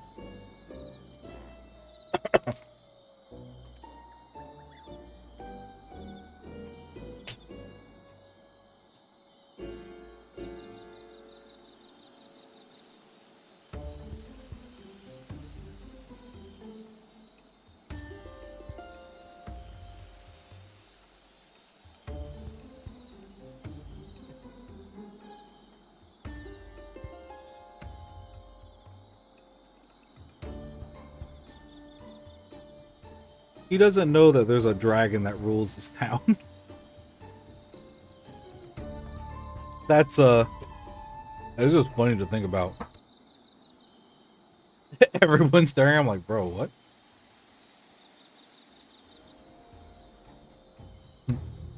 The bastard's gone mad. I wield power unassailable.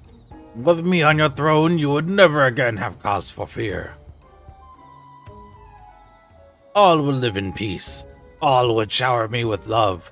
They would shout it to the heavens, and from that love would spring a new Radzatan. A new, greater Radzatan.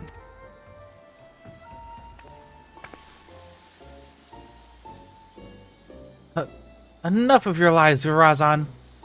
The power of you wield protects none but yourself. To everyone else, it brings only ruin.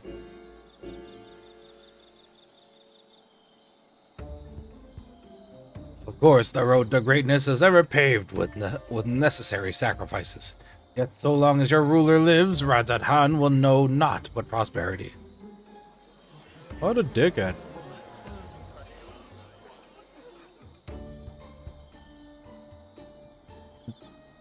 You think you're better than Master Vidra? He bore this city and his people on his back, while you looked fit to collapse under the weight of your own armor. You're no leader. You're a damn joke. Does this man speak for you all? Is there not one among you who would follow me to into a brighter future? Ah, but I am nothing if not magnanimous. Until you find the wisdom to accept me as a ruler, I shall continue to stand vigilant as your eternal shield. Stop this, Farazan. You're only making things worse for yourself. Papa! Can't you see you've become a laughingstock? Give up this facade and answer to your sins. Answer for your sins. Do so now, and the Radiant Host may yet grant you mercy. My sins? Are you not the one poisoning the people against me? Do your worst, I dare you. It would only make me more powerful. I know that in your heart. I know not what is in your heart, but please end this madness. End it and return to me, my son. Oh. Whoa, whoa, whoa, whoa.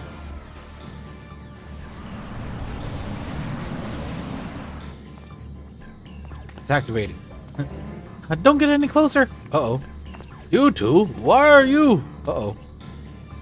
Rocks. Ah, E. Oh. Bro. Can you imagine Viper just waking up and being like, Who the fuck is ruining my city?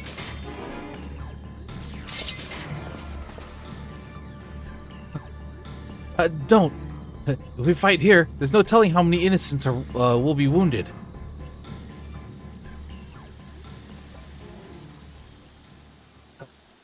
Pathetic as ever. I tire of this farce.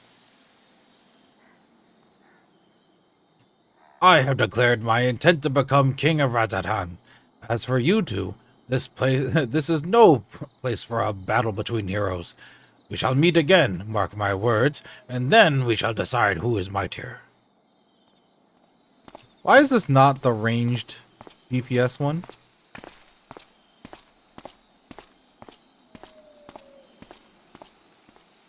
Because couldn't we have just like sniped him with an arrow?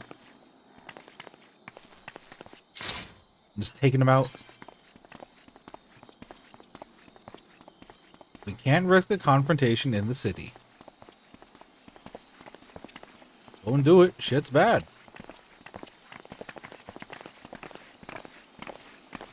Ah, you're right, of course. As much as I hate to see Virazon walk free, we've yet to ascertain the extent of his power. For now, we must bide our time. Group. We must... Oh, my neck. Bide our time.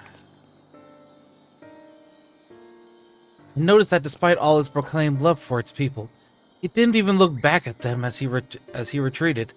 Perhaps he couldn't bear to look at them in the eye, or one of them, at least.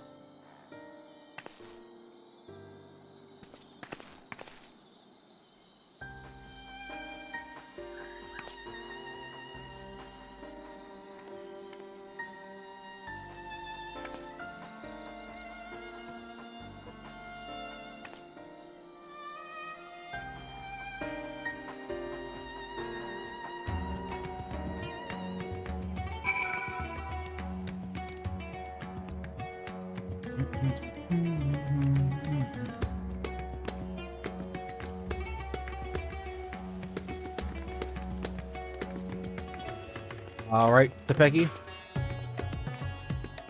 I've just had a thought. We should speak with Razan's father, Narumi. That was a disaster. Virazon is truly lost. the very least, he's committed himself to fomenting unrest within Razadhan. Though he is my son, I cannot condone his actions. His words are grand but empty, and that ridiculous armor is nothing more than gaudy decoration. He is truly the embodiment of false heroism. What's more, this latest debacle has surely made him a criminal in the eyes of the Radiant Host. All I can do now is beg them to grant my son some small degree of clemency. Before you go, may I ask you something? After Virazan called down the rocks, did you see his expression? I thought it peculiar, but I'm curious as to what his father saw in that face. Oh, excuse me. That was Tepeki speaking. Aye, it was a familiar look. When I used to scold him for losing himself in make-believe, he would get that same cast in his eyes. A look of petulant rage, as he resented me for pulling him out of his reverie and into harsh reality. He hasn't changed. Apologies, I must go. I see. Just as I thought. Even clad in his shining armor, he can't bear to be told no. Now his childish games have taken a malevolent turn. But for now, we should head to Yedlimat. I still have yet to hear what you learned in Tuliolal after all. Fair. True.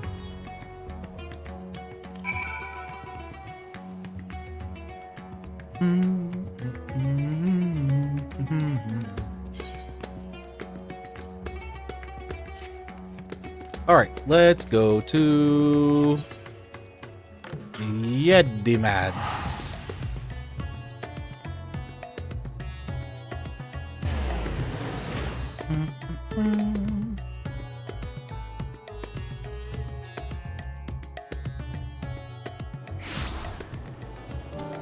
Let's see what we got here.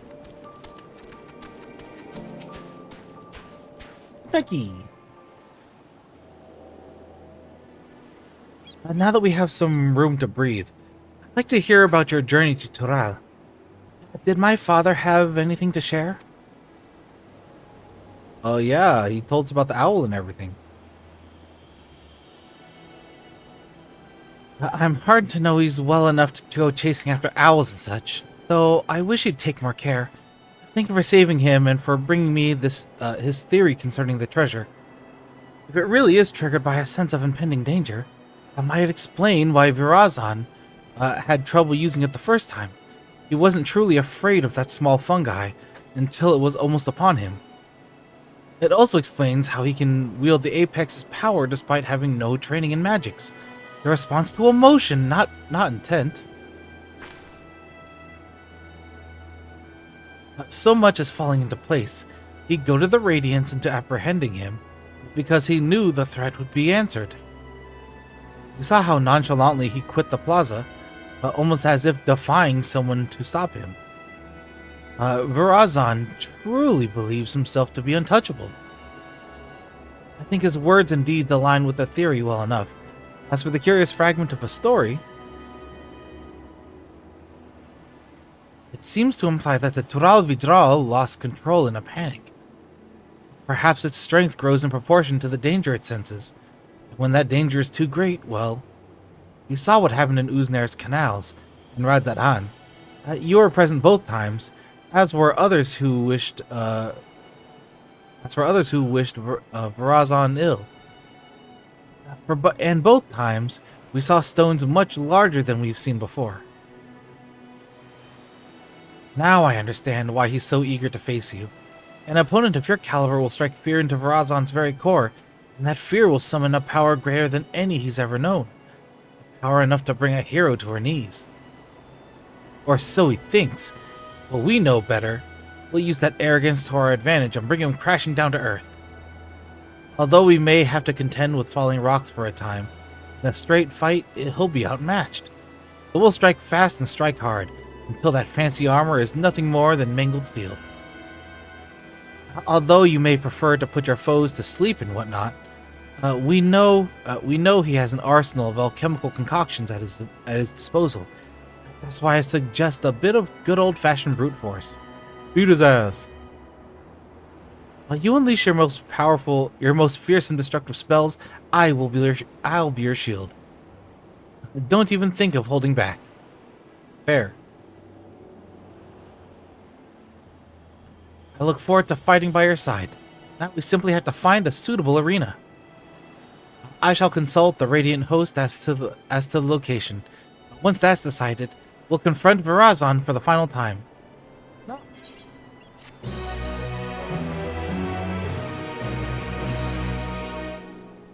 Alright, I'm gonna go take a quick break real quick. Give me like 5-10 minutes and I'll be right back with more MSQ. BRB.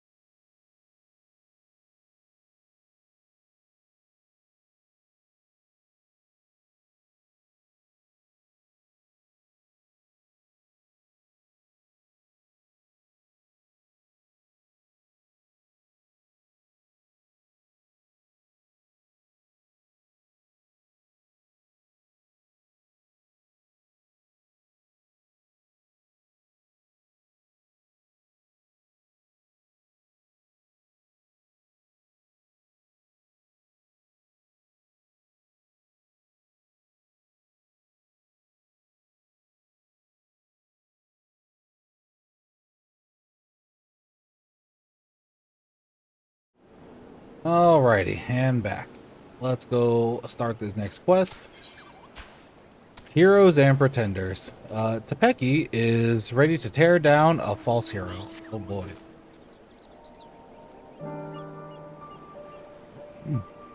You'll be pleased to know that the Radiant host were most helpful in finding a place to fit for a duel. When I saw it, even I began to believe our encounter would be one for the songs. Are we gonna go fight in the arena in the middle of the ocean? That'd be dope. Speaking of which, it seems your name is on the lips of all and sundry. The people already consider you the true savior of Radzat Han, and believe you will bring Varazan, the deceitful, to justice. Oh, he got a title. Look at that. We apologize for putting so much weight on your shoulders, but something tells me you're used to it. True. The final showdown shall take place in the mountain pass leading to Khadga, where the great crystals will stand as witness to its conclusion. Suitably romantic and suitably isolated. The Radiant host have spread word throughout Thavnir that a hero has arisen to challenge Virazan, and his pride will force him to answer. The entrance to the pass is at the Giant's Gall grounds, so let's head there once to await his arrival. Ooh. Sure, let's go. Alright, chair, please. Why are you like this?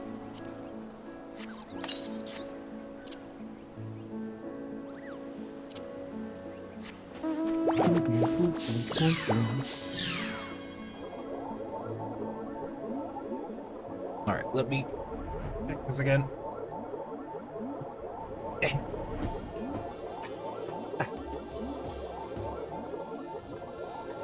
Okay.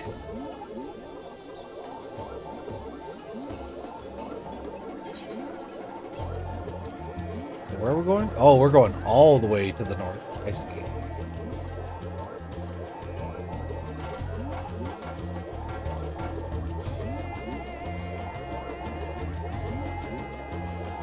Oh, I'm curious if Vrazan dies at the end of this.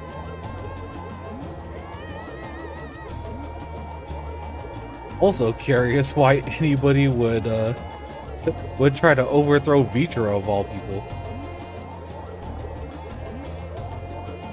Like, yeah, Vitra goes around the city looking like a child, but his real body is like you know, one of the original dragons in this universe. Like, you can't fuck with that. That's unassailable, as they say. All right, Tepeki. Sramel here has opened the way towards Khadga. I'm certain Varazan will arrive before long, and then we'll wipe that arrogant grin off his face. But first, we should check our gear and gird our loins for battle. Are you ready, Narumi? You know what? I don't know if my loins are girded. Let me see. Alright, never mind. My loins are thoroughly girded. I have food buff. Everything's good. Let's go beat his ass. Let me go summon a dragon on him. Still a little confused about why this isn't fizz ranged, but I get it. There he is.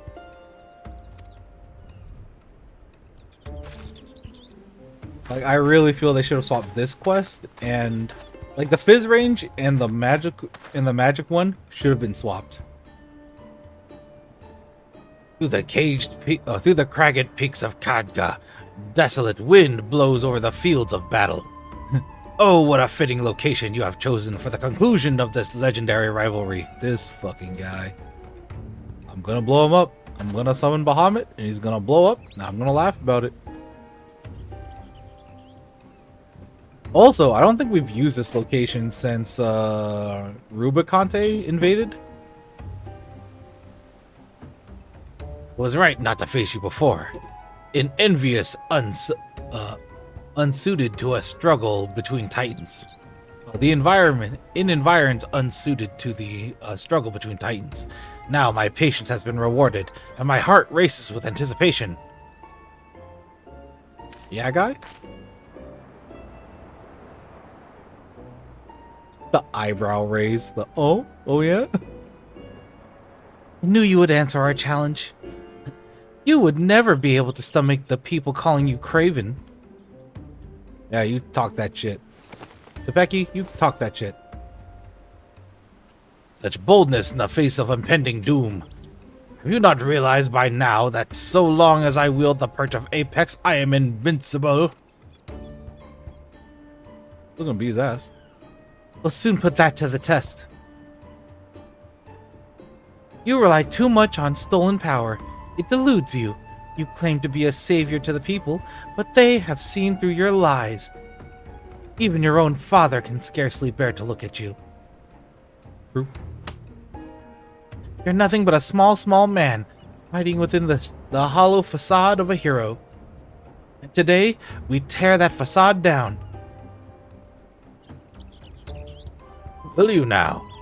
You may have the medal, but have you the puissance to claim the mantle of hero? My mantle? My mantle.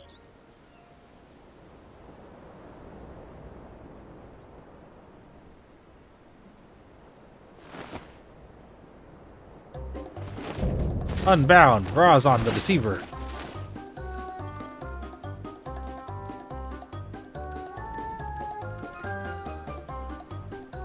The time for words is past. Follow my lead. Sure. I'm gonna take out this book. I'm gonna beat your ass with it. I'm gonna take out this book. Beat your ass with it.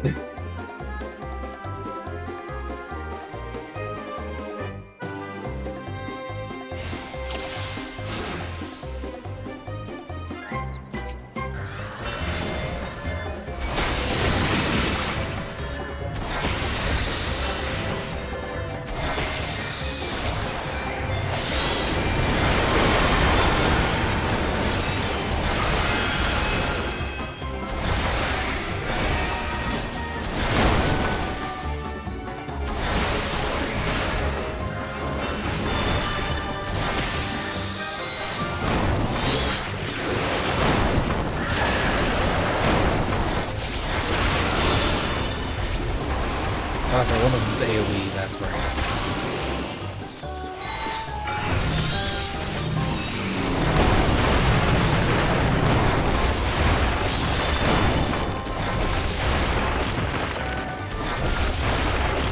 At least I don't gotta worry about healing.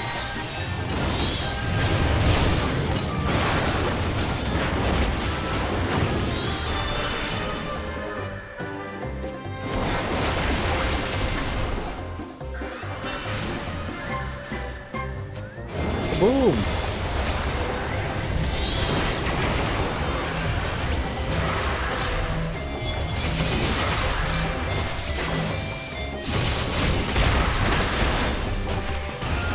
Ah, pain flare.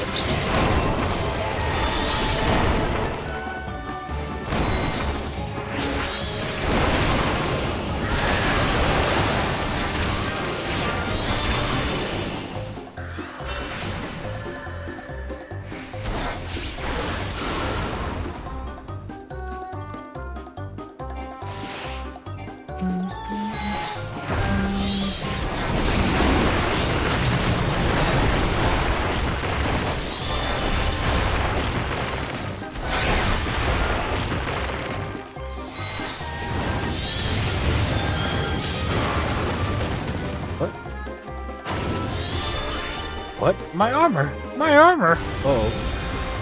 Not his armor. Artifact, I've never seen it shine so. Oh god. Oh, we have to watch out for rocks now?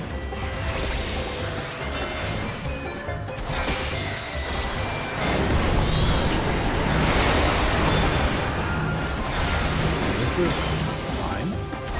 Could be fine with those. Huh?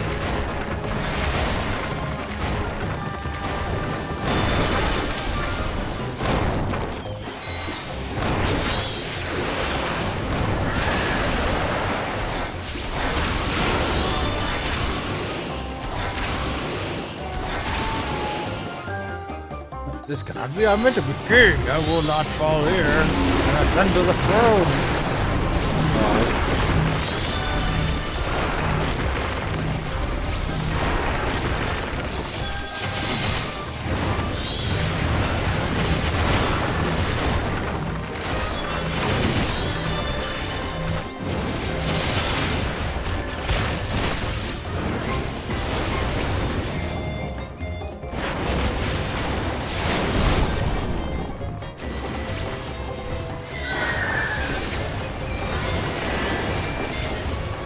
Damn, it feels like you get Phoenix so much later in the location.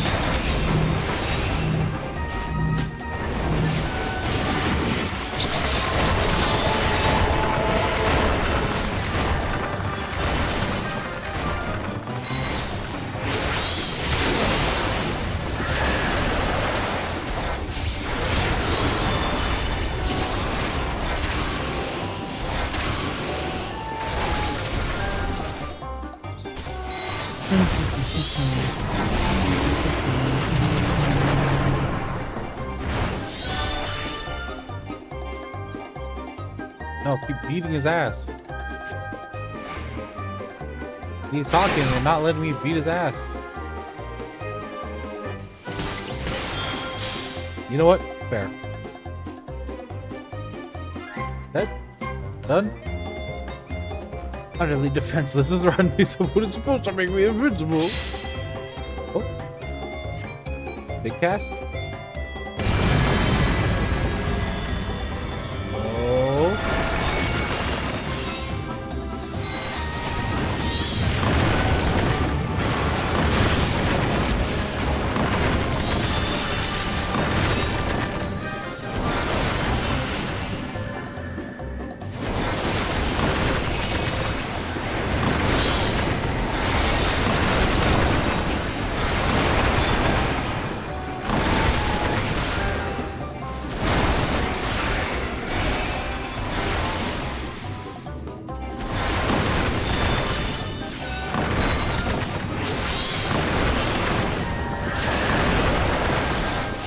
I like the screech that Garuda does. I don't think I've ever noticed that.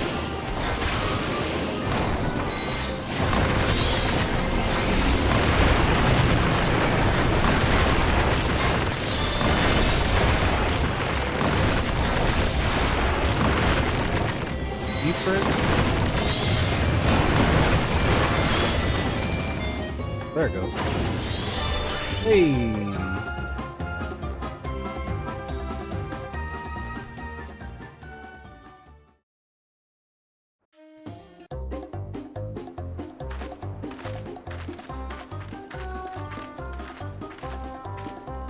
It's kind of crazy.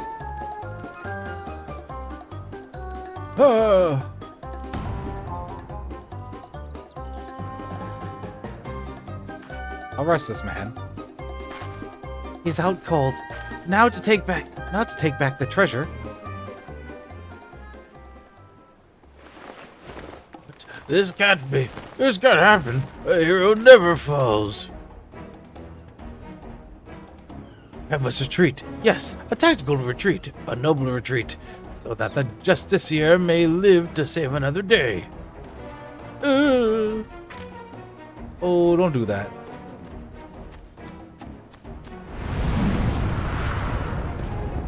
Huh? Oh, not a rock. Damn, got his ass. Look at that Looney Tunes ass event.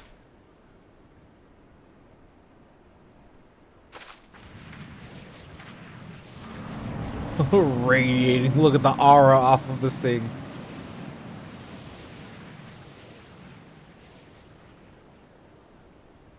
Now bring it safely back home and destroy it. Doesn't need to exist. I suppose the apex wasn't finished yet. And it seems that Virazon, in his cowardly haste, neglected to look skyward. Oh, was it an unfortunate accident?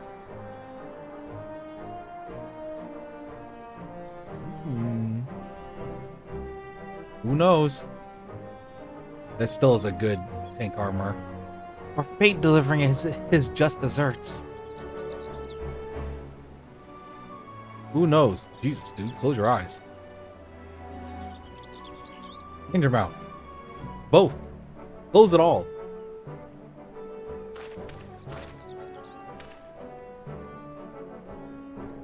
Oh, going to jail.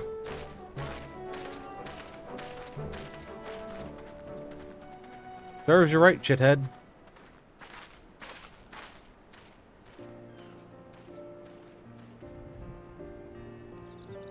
He claimed to be Radzat Han's savior, yet he showed only discontent among his people. Perhaps some days in a sunless jail will give him time to reflect upon the error of his ways.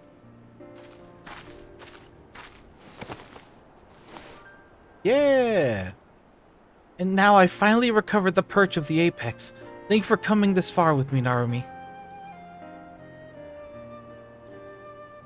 You're welcome.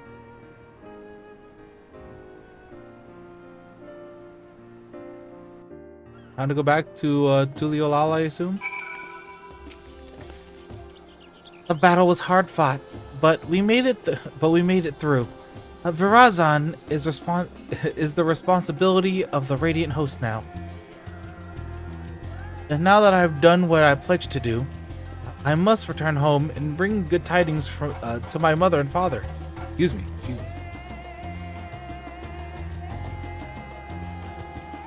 Yet before doing so, there are many others I must thank. In the meantime, can I count on you to meet my family in Tuliolal for one final farewell? My parents will surely be glad to see you again. You know what, Tepeki? You were a cool character. One of the better eggs. To Tuliolal. Ooh, that's Orcopacha. To Tuliolal.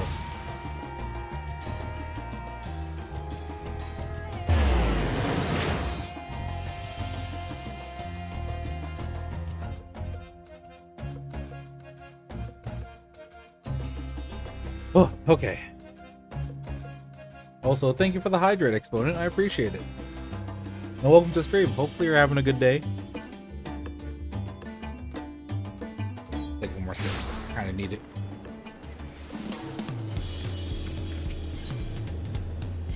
All right.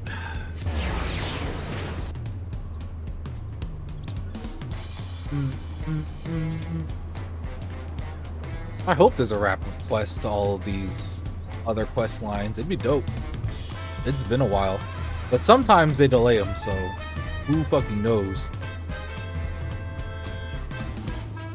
If it isn't out now, it'll probably be out in 7.2, 7.1. Maybe one more follow-up in like 7.3, 7.4-ish.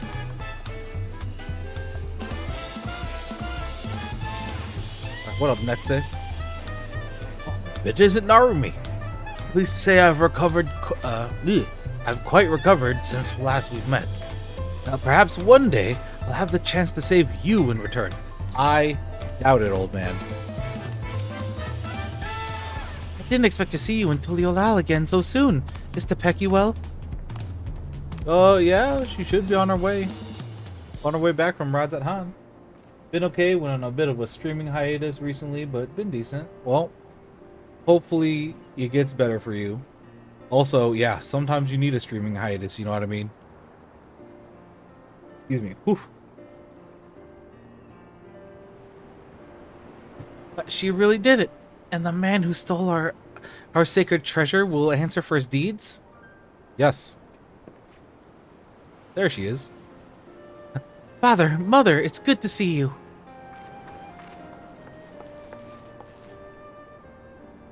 I'm sure Narumi's already told you what happened.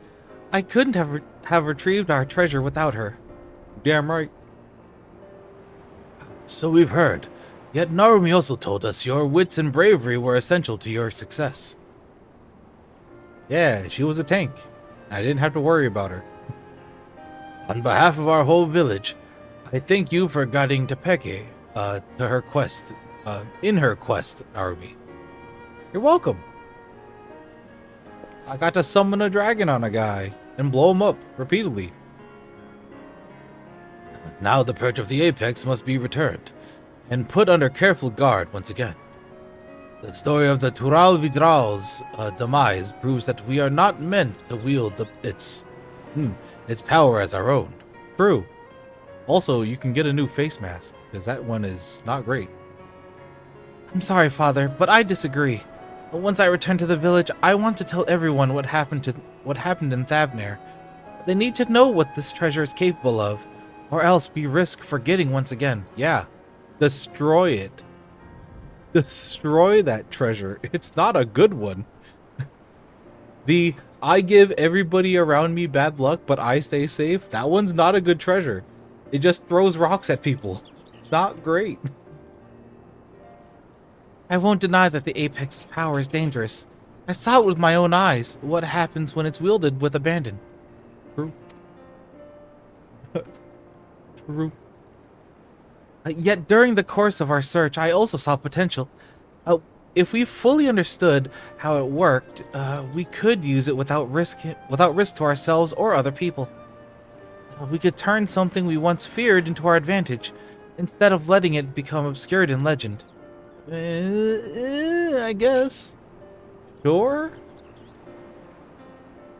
You can see the reason in that. We must be ever ready for danger, even in times of peace. Should our safety be threatened, the treasure may grant us a means to protect ourselves. True. But can we be trusted to use it responsibly? Great power breeds great desire. Someone with the same ambitions as Varazan may arise again, perhaps from among our own. True. I dare say that once I've regaled them with the rise and fall of the Justiciar, they'll think twice before following his misguided footsteps. As our forebears relied on the legend of the Tural Vidral's fate to forbid the treasure's use, we can rely on the story of Razan's fate to urge caution. And this time, we have someone who lived through it to tell the tale. True. You have a first-hand witness now. Of course, if I'm going to be guiding people in safe use of potential dangerous treasure, I see no choice but to inherit my father's position as its guardian.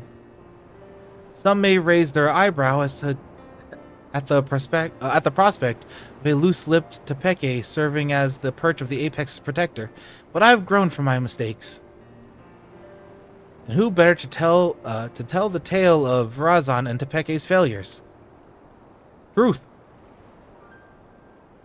Teach them how you fucked up, and then made it better. Your only mistake was in trusting Varazan, the same as I and many others. But unlike him, you have the willpower to overcome your failings. Over the course of your long and arduous journey, you gained a wealth of experience, and your efforts have finally been rewarded. You took responsibility for your actions, and by doing so, proved your conviction to our people. They shall listen to this proposition with open minds, I am certain. Fair. And now we must say farewell. As much as it pains me to do so, I owe you a debt I could never hope to repay. Once I return to the village, I'll do my utmost to protect the treasure we worked so hard to retrieve. Until next we meet, may the fortune smile upon you. Fair. Later. You all take care. That is all of the role quests done. Holy shit. And out of all of them, only one of them died. Holy shit. Some of them should have died. And some of those quests should have been for other roles. Huh. Wild. Yeah, give me my fucking materia.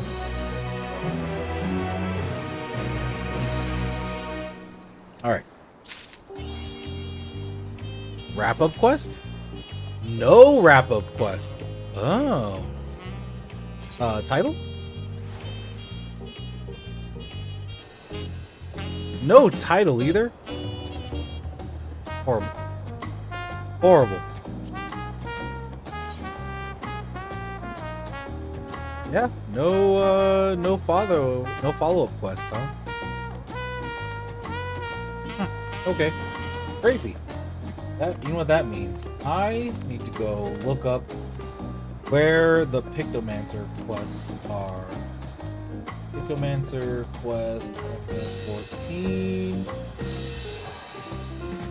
I need the list of job quests, please. Thank you, FF14 Wiki. It's exactly what I needed.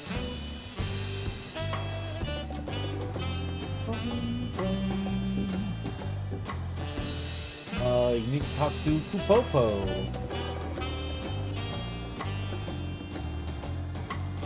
Oh, nobody wrote down where these quests are. Useless, Wikipedia. Useless. Alright.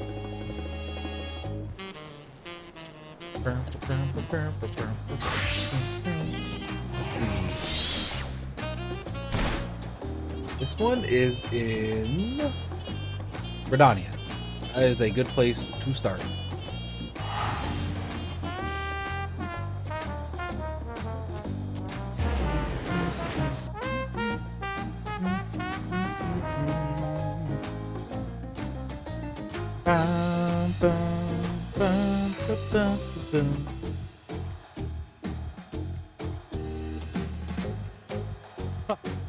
Also, let me, while I have my other tab open, let me look up to see if there is a rapid class.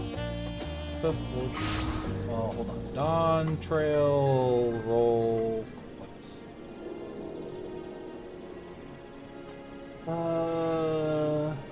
Master roll quests. Quest line unlocked by completing all Dawntrail roll quests will be released in patch 7.1.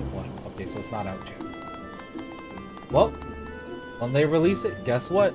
We'll have it done. It will be completed. In the meantime, it's time for the Pictomancer quest.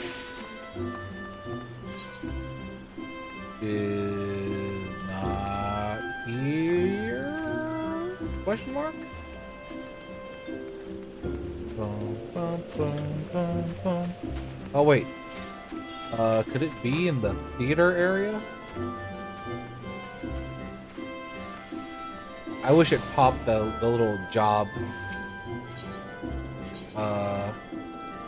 quest thing above my head or in my corner of the screen so I could see.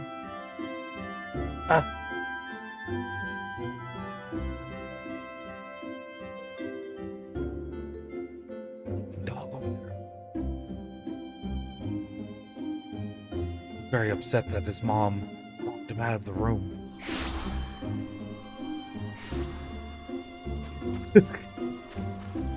Goofy ass dog. Alright. Perspectives in Pursuit? That seems like it's right.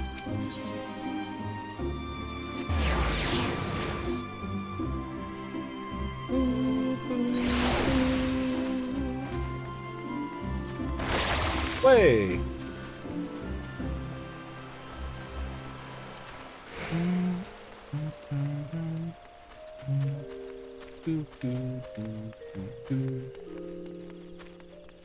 Where's my little Boogle at who's supposed to teach me how to paint stuff? Come on, Kupopo. Perspectives in Pursuit. Kupopo is eyeing you with approval. I did it. I leveled up. I leveled up some, Kupopo. Ah, I see you've been diligent in your training, Narumi. I have.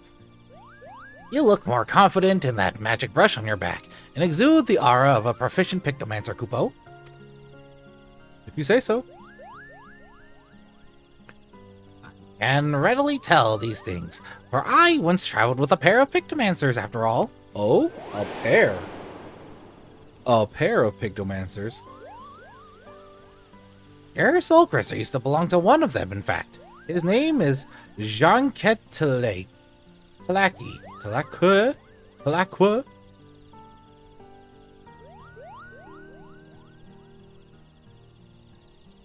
Jean Talak? I think it's Jean Talak. Anyways, and he was an exemplar of our art. The other was Jean Talak's apprentice, a girl named Beruru. Despite having seen only 16 summers, she was already an accomplished Pictomancer. And she's the friend of mine who's missing, Kupo. Oh, okay. I'd love to meet Jean Talak someday.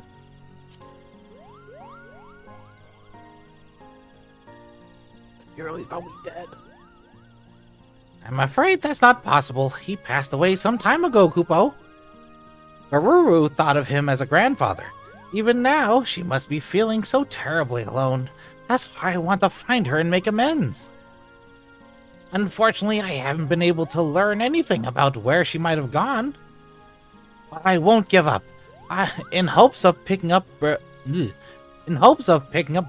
trail, I will retrace my journey with her and aid those in need along the way.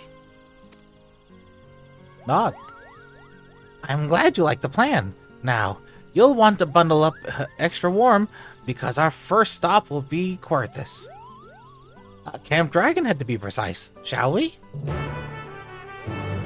If you say so.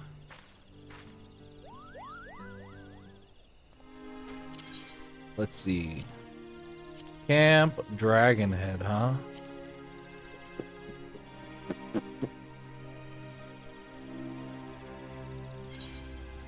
Where's the closest? Is it not? Oh! Central Highlands. Stupid. I'm stupid, guys. You would think that after all the years I've played this game, I would remember that it's the one teleportation in Central. Nope. Nope. Nope, nope, nope. I'll never remember it. Dang. Also, you want to know the thing that I always forget to do? Is pre-painting my 3 stacks. I am horrible at remembering that before the tank does a pull. Like if they do a countdown, I'll always do it. But if I'm like getting into a dungeon or trial, I will always forget. And then all of a sudden the pull starts and I'm like, oh, I didn't pre-pull prep my paint. Gods! But it's cold, Kupo. Just like when I visited Zhongtalak and Baruru.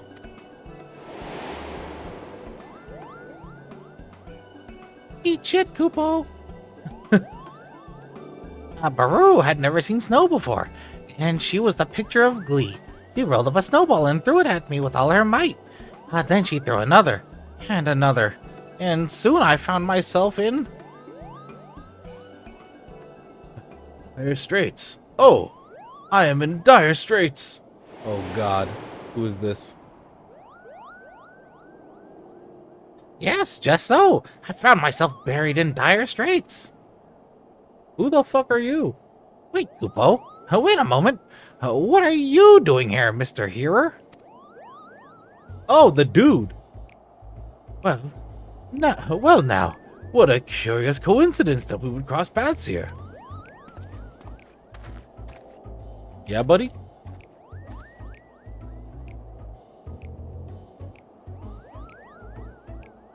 I have come to the camp as an emissary of Gridania. Alas, my Ishgardian counterpart with whom I was to meet was wounded during a training exercise prior to my arrival. I attended to him the best I could, but I'm afraid the outlook is grim. Oh dear. Are his injuries that grave? While the injury itself wasn't life-threatening, the resulting wound has soured. Ooh. A poison courses through his body, which my magics are ineffective. Do you not have Esuna? And now he burns from a terrible fever. Not have Cure 3? Just this moment, I recalled a treatment that could purge the impurity, but it required a horn of a rare heart beast. And I have no skill in hunting. That sounds like a job for our promising Pictomancer. Narmi here can find this heart beast and take it down with a few swift brushstrokes. Ah, I got you. Would you hate me again? Your kindness knows no bounds. I do what I can, my guy.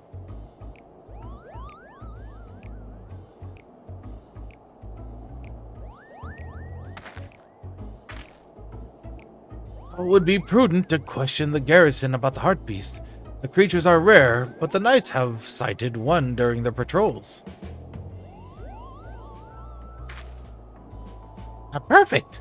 We'll have that horn in no time. He's not really a healer, is he?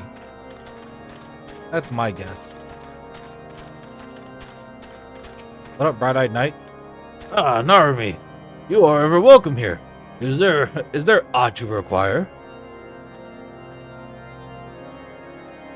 I see yours is an elusive quarry indeed. As it happens, though, a comrade of mine chanced upon a heart beast by the steel vigil only yesterday. With luck, it will still be near. Gonna fucking nuke it. I'm gonna nuke it so fast.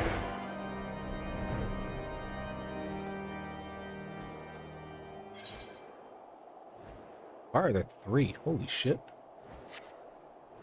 Survey the 3 locations. Here?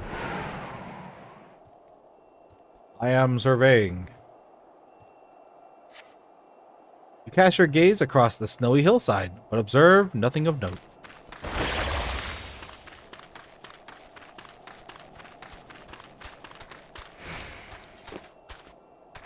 Surveying. Cast your gaze across the snowy hillside, but observe nothing of note. Are you the one I need? Are you the one I need over here?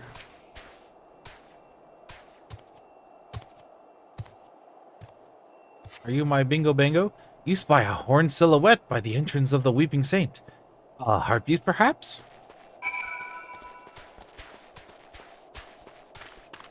Where?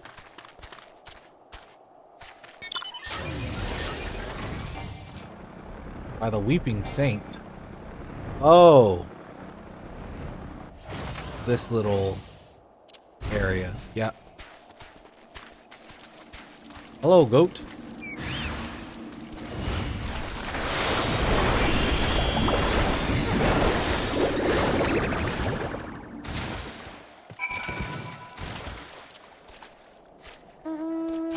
Fucking Picto Burst. Picto Burst is so strong. Picto Burst is so strong they had to buff tanks again. That's how strong it was. God, silly. Like, don't get me wrong, as a tank main, I'm happy. It's one less thing to worry about, even though I didn't really think it was anything to worry about. Like, okay, if they pull aggro off you as a tank, then their ass better run to keep up with you. You have returned. Please tell me you've attained the Heartbeast Horn. I did. Heartbeast Horn.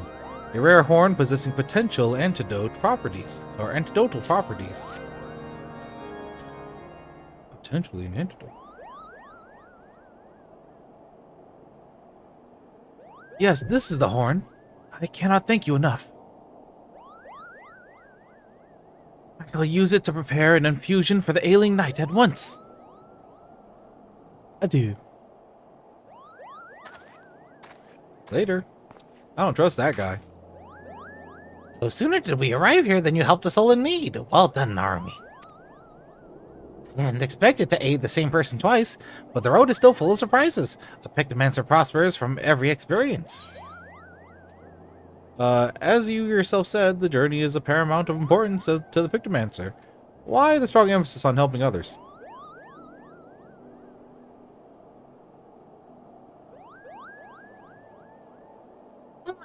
Unlike paint on a canvas, the images a Pictomancer creates are ephemeral.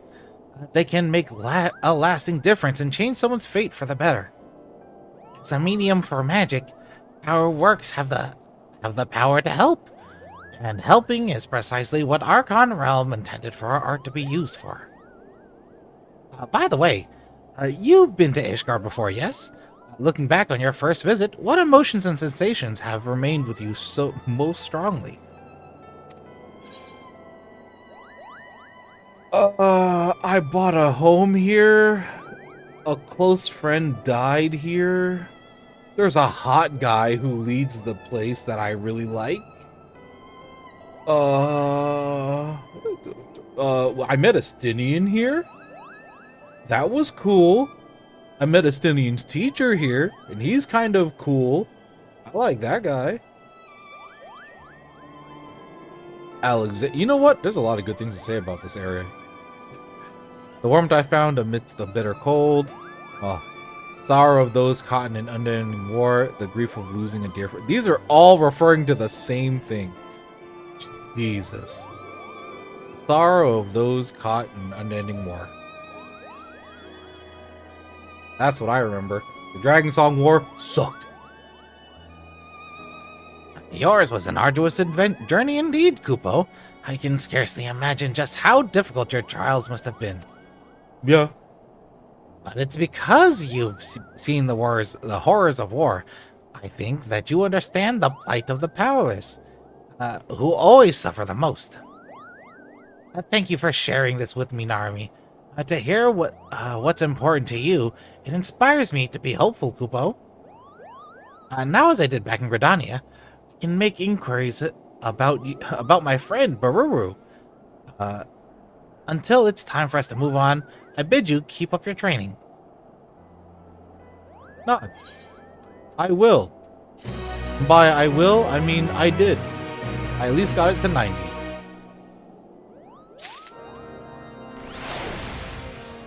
Let me also... This, thank you.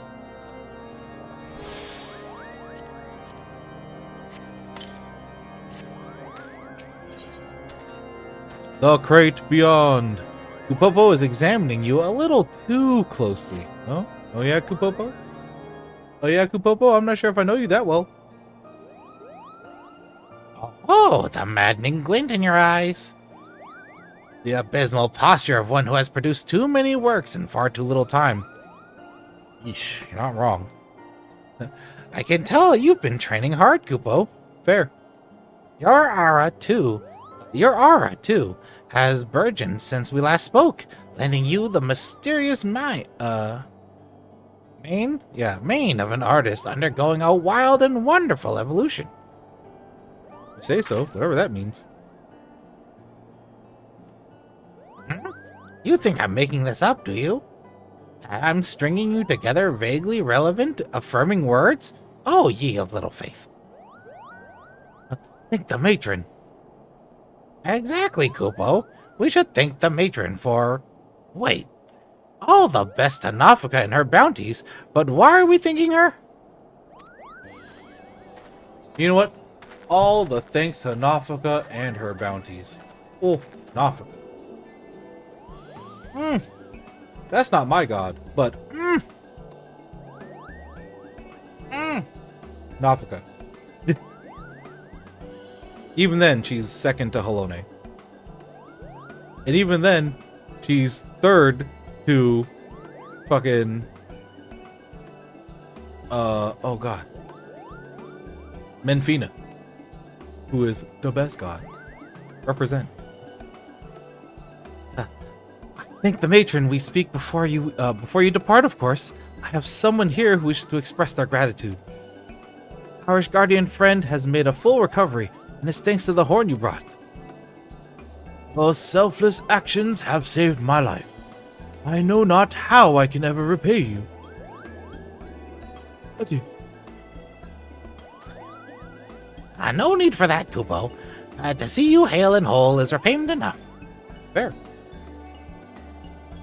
I am given to understand that you are searching for someone. A traveling painter? I am indeed. Her name is Baruru, and she's my very best friend.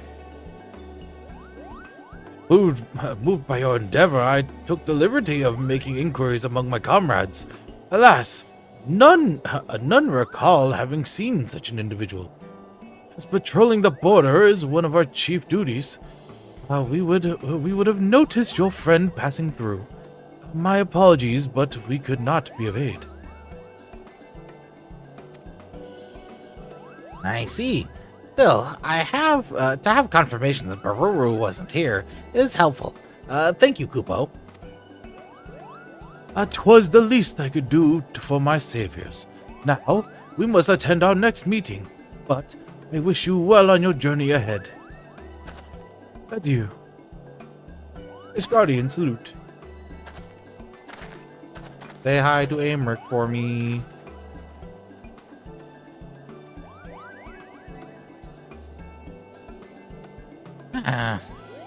Where could Baruru be?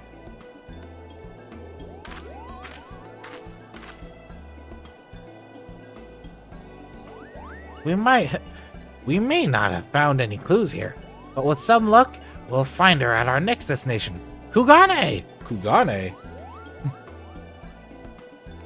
Getting there, however, will prove a challenge, unless you visited the Far East before, Narumi? Yeah. You can count on me. I've been there. In fact, I did a role quest there involving a blind lady. Wonderful! That makes our lives much easier, Kupo. Now listen closely. I have here a lovingly crafted and blessedly breathable hempen sack. I want you to stuff me inside and teleport me to Kugane with you.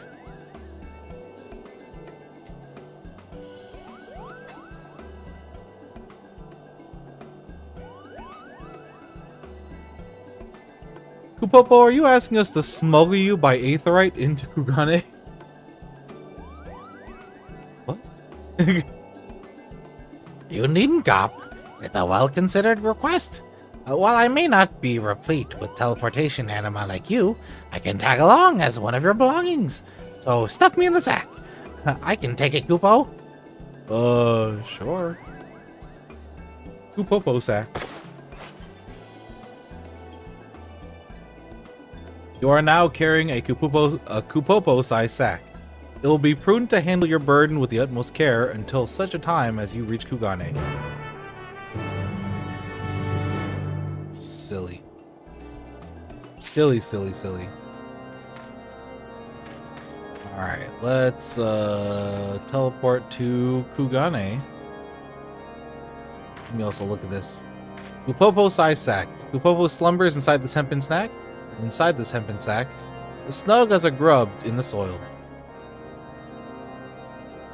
Kugane. There we go. Later, Ishgard. I love you, but later, Ishgard.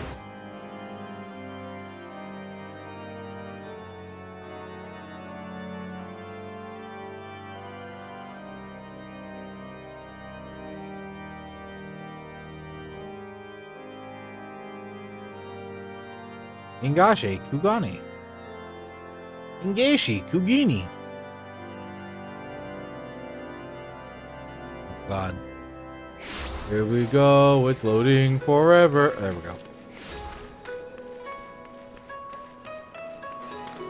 Where do you want us to go? The Sekisegumi barracks. Bro, what? The Kupopo-sized sack is wiggling rigorously. You know what?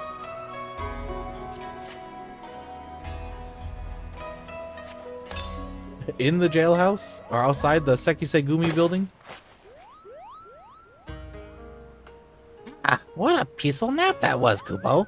And I see we've arrived safely in Kugane. The city is as impossibly picturesque as ever. There. Why, when I first arrived here with Baruru and Jean-Tilak, I thought we were in the waking dream, Kupo.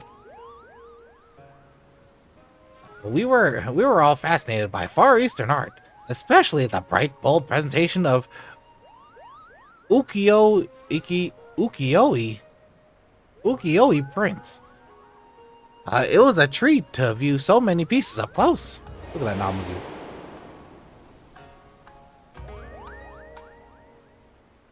What of you, Narumi? What do you recall most vividly about your first visit here? How excited I was to travel to distant lands, how desperate I was to turn the tide of rebellion, how furious I was at a conniving Namazu.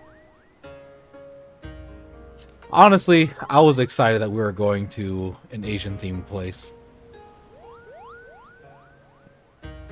So were we, Kupo. Everything felt fresh and fascinating. Baruru was so taken with the scenery, she climbed to the highest rooftop she could to behold the city in all of its splendor. I did too. Immersing herself in the difficult cultures stirs the heart and broadens the mind like few other things can. True. Right then. I'd like to begin searching for Baruru. I think the tea houses would be a good place to start. The proprietors ought to be able to. Strike down this hapless fool. Precisely, Kupo. The proprietors ought to be able to strike down this hapless... Wait, who's getting struck down? You. No. Hold on a moment. It's a soul in need of aid. Yeah, it is. Kupopo. Yeah, it is. Ahem. What troubles you, good sir? Oh, turbulent tide, take me. I am an art dealer from Ul'dah, you see, and I came to Kugane to sell a masterpiece I acquired in Eorzea. Nary a day before we arrived, we were engulfed by a terrible storm. We rocked and rolled, barely able to keep the ship from capsizing, and in the chaos, the crate containing my precious piece was cast into the roiling waves. That's terrible, Kupo. Is there any chance that it can be found? Assuming it wasn't dragged into the fathomless depths, the sailors tell me the crate was likely drifted into the Ruby Sea, the Confederate waters. No one is willing to go and search for me. I believe it's your time to shine again, Naomi. You can help this fellow, yes? Nod. Hey, what does it look like? Well acquainted with the pirates, you say? If you could speak with them about my crate, I would be grateful beyond words. Trust me, I got this. I need to teleport, and then I will prep my paints. The Confederate pirates on Sakazuki keep a close watch on nearby waters. If anyone has seen the crate in question, it would be them.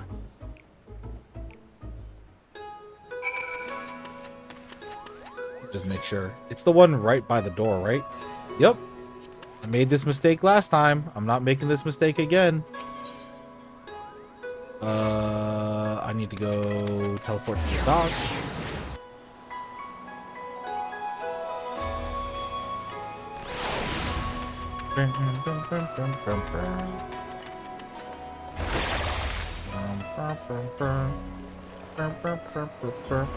Also, I like how after you smudge, you get a movement speed buff. That's kind of nice. Paint. Paint. Paint.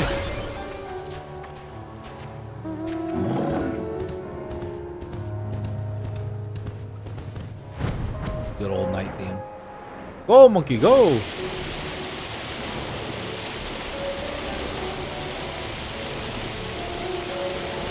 Natural Sonic the Hedgehog monkey over here.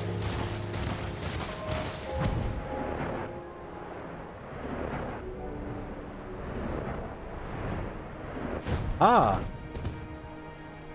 Cautious Confederate. Aren't you the, never mind. Oh, if it isn't our friend Narumi. What brings you back to these parts? Business with a Rasho or Tansui, perhaps?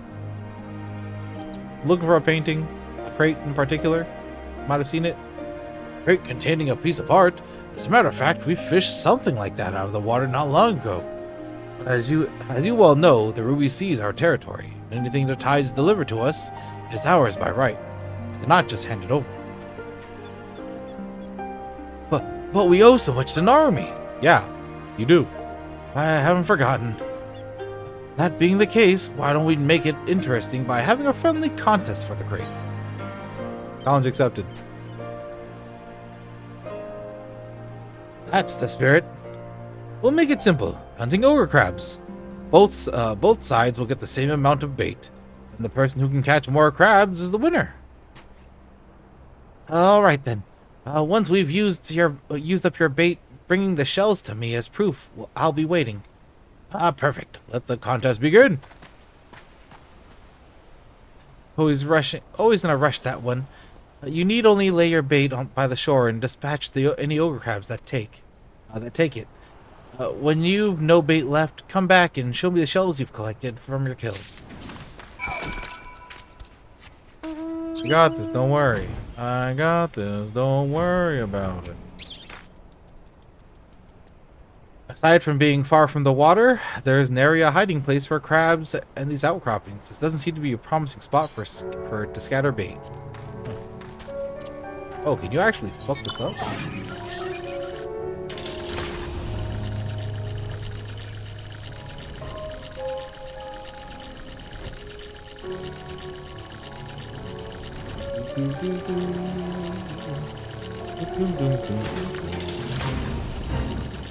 Oh my god, a bait? Crab-worthy crab. Peering into the waters, you spot a bounty of shellfish, a favorite of crabs. This might be a prime location for baiting your quarry. Grabbed.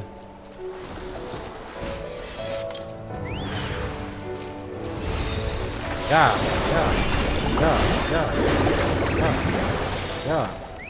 Oh, they're dead. Yeah. Oh, now they're dead. They're dead. Okay. Oh, there's another one. I'm guessing I'm probably gonna have to go to all three of these and kill crabs. These rocks might serve as a comfortable hiding spot for the ogre crabs. Some are bound to emerge if you scatter bait here. Scatter bait. Here's my bait.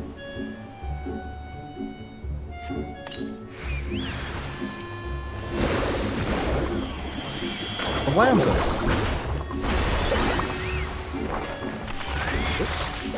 Kablamzos.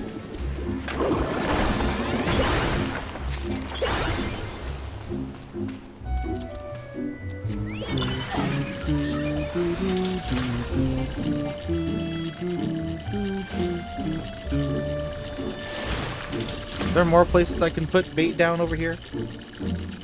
As my chair is slowly sinking into the ground.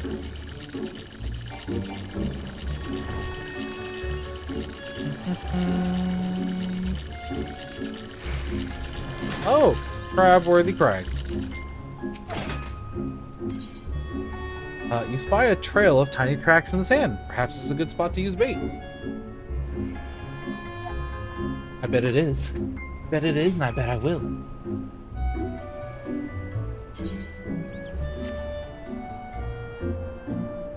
Okay.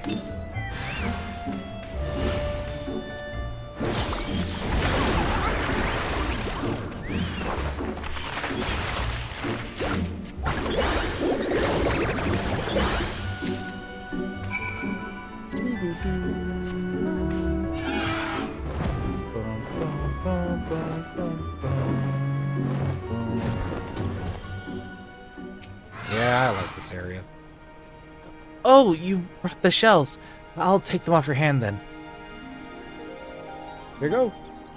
The winner is Narumi, and by merely a single shell. Congratulations. Good show, Narumi. I expected nothing less from you. I'm out of my word, so the crate's yours. Though it was just a friendly game, it was a privilege to go up against you. I'll be sure to tell everyone about it. Thank you. Oh, gladly take it. Yes. Thank you for humoring us. I hope the crate is what the merchant is after.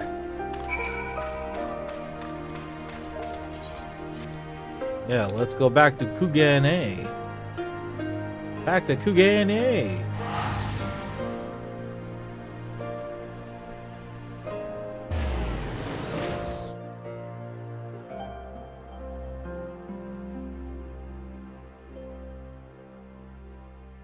Boom, boom, boom, boop, boop.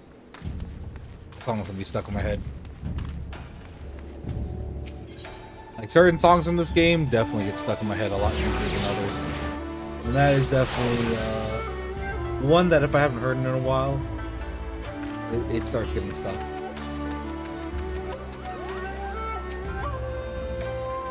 Welcome back, Kupo. How fared the search? Good. Here you go. Ah, you returned. Were you able to find my crate?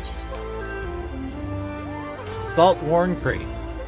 Despite its long journey across the Ruby Sea, this damp crate remains in one piece. One piece.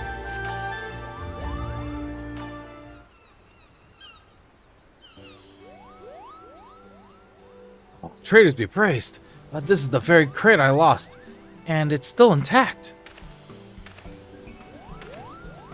Hell yeah, dude. You are truly a godsend, adventurers. Words fail to express my gratitude. It's impressive indeed that you could track down the crate. Excellent work, Narumi. Remind me, what was in this crate again? A painting? After having been adrift for so long, I hope it hasn't been ruined.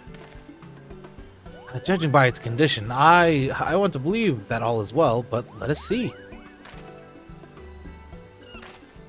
Shouldn't you at least go indoors for it? Okay, sure. Let's find an umbrella. Is that Ilmeg? Thank the traders, it is unharmed. And there I thought I had packaged it excessively. Gasp. Look, my palm! That's one of Jean Talac's pieces, Kupo. Oh. Oh, you have a keen eye. Indeed, this is the work of a traveling artist, Jean Talac, painted in his winter of his years. Purchased it a few moons ago from a young lady who was his apprentice. Aruru, Kupo. I've been searching all over for her. Do you know where she is? Oh, he was a friend of yours, I take it? Please, tell me everything you know. Where you met, where she might be now, everything.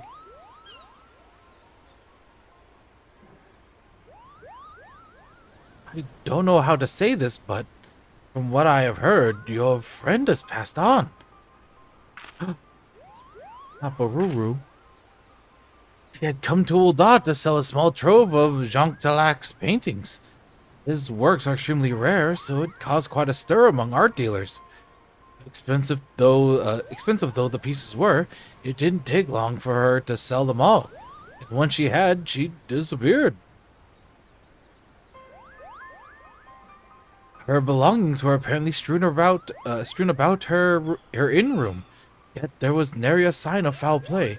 But none have seen her since, and it is rumored she found a quiet place to end her life. Jesus. No.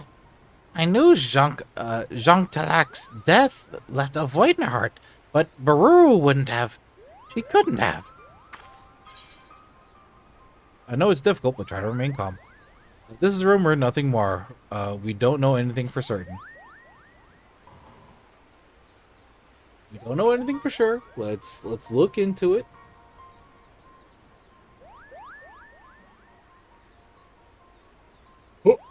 Excuse me. But Forgive me, it was not my intent to cause you distress with these grim tidings. 'Twas because of them, in fact, that this piece failed to sell in Eorzea. Thus did I bring it all the way out to the Far East, hoping to find a buyer in it here instead. Now it isn't much, but please accept this as a token of my gratitude. Materia? Food? With that, I must take my leave of you, and go meet with a prospective client. Seems to me like we're going to Ul'dah.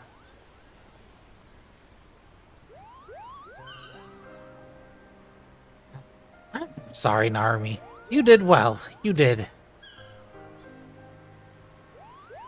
But if you don't mind, I'd like to be alone for a while, Kupo. I'll leave you alone for like a little bit. By a little bit, I mean, give me like 30 seconds.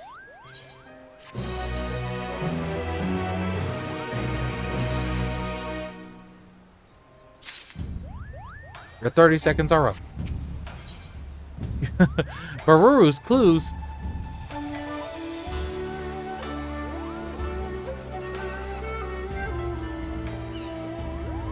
That is a silly quest name. Baruru's clues? Whose clues? Baruru's clues. Kupopo makes no attempt to hide his sorrow. Oh, sad. Sad Moogle.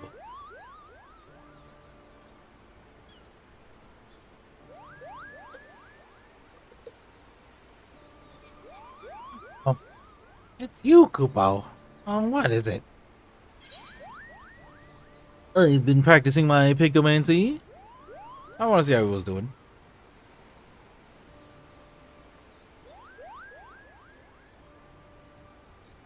That's very kind of you, Kupo. Truth be told, I'm still struggling to come to terms. If Baru really has left this world, it means that I wasn't too late, thank goodness. If only, Kupo, if only. Oh, it's you, Mr. Art Dealer. What brings you back to us? I have concluded my business here and shall be returned to Ul'dah, but before I take ship, I wish to speak with you again. It is plain your friend's fate weighs heavily on your mind. If you wish to know the truth for a certainty, I should be glad to introduce someone who deals in information. You think this person would know what became of Baruru? Oh yes, this man makes it his business to know everyone else's in Ul'dah. At the very least, he would be able to tell you if your friends yet live. He also happens to owe me a favor. I shall personally ask him to assist you. Once you arrive in Ul'dah, head to the Emerald Avenue and look for a bespectacled man with a self-satisfied grin. That will be him. There. Then, it's time I boarded my vessel. Farewell, my friends, and best of luck in your search for the truth. Are you gonna hop in a knapsack for me to drag you to Ul'dah? I want to know, Kunarumi. Desperately. But at the same time, I'm so scared. Kupo, if Barubu really is gone... You gotta find out. We'll face the truth together. I got you, you little Moogle. Shining the light of hope for me, are you? You've grown so much as a Pictomancer. Thank you. With you at my side, I can press on and face whatever comes, Kupo. Right. Let's head to Ul'dah. We'll do it the same way as the journey here. You teleporting with me in a sack. Oh boy. We're now carrying a Kupopo-sized sack. It would be prudent to handle your burden with the utmost care until such time as you reach Ul'dah.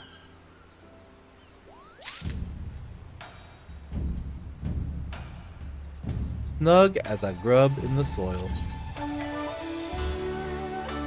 Alright, Ul'dah! One of the starting cities.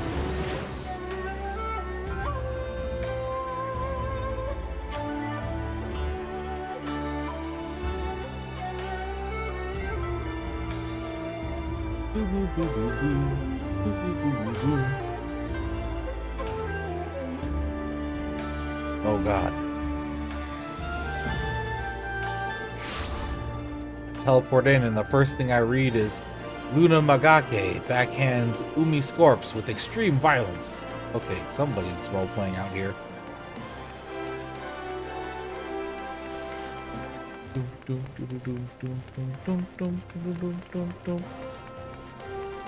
Destination.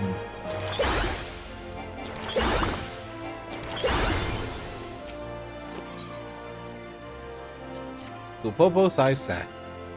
Out of the bag.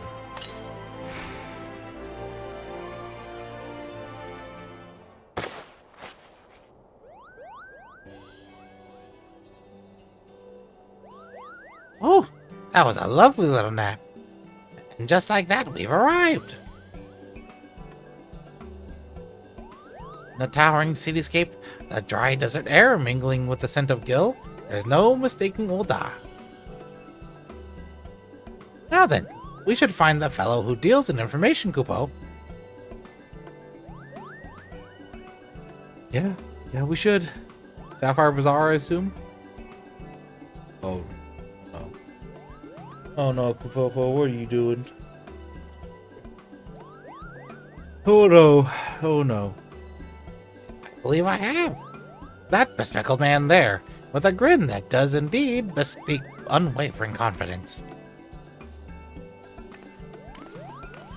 This fucking guy. Well, if it ain't the pair the art dealer called about. What a Wyman.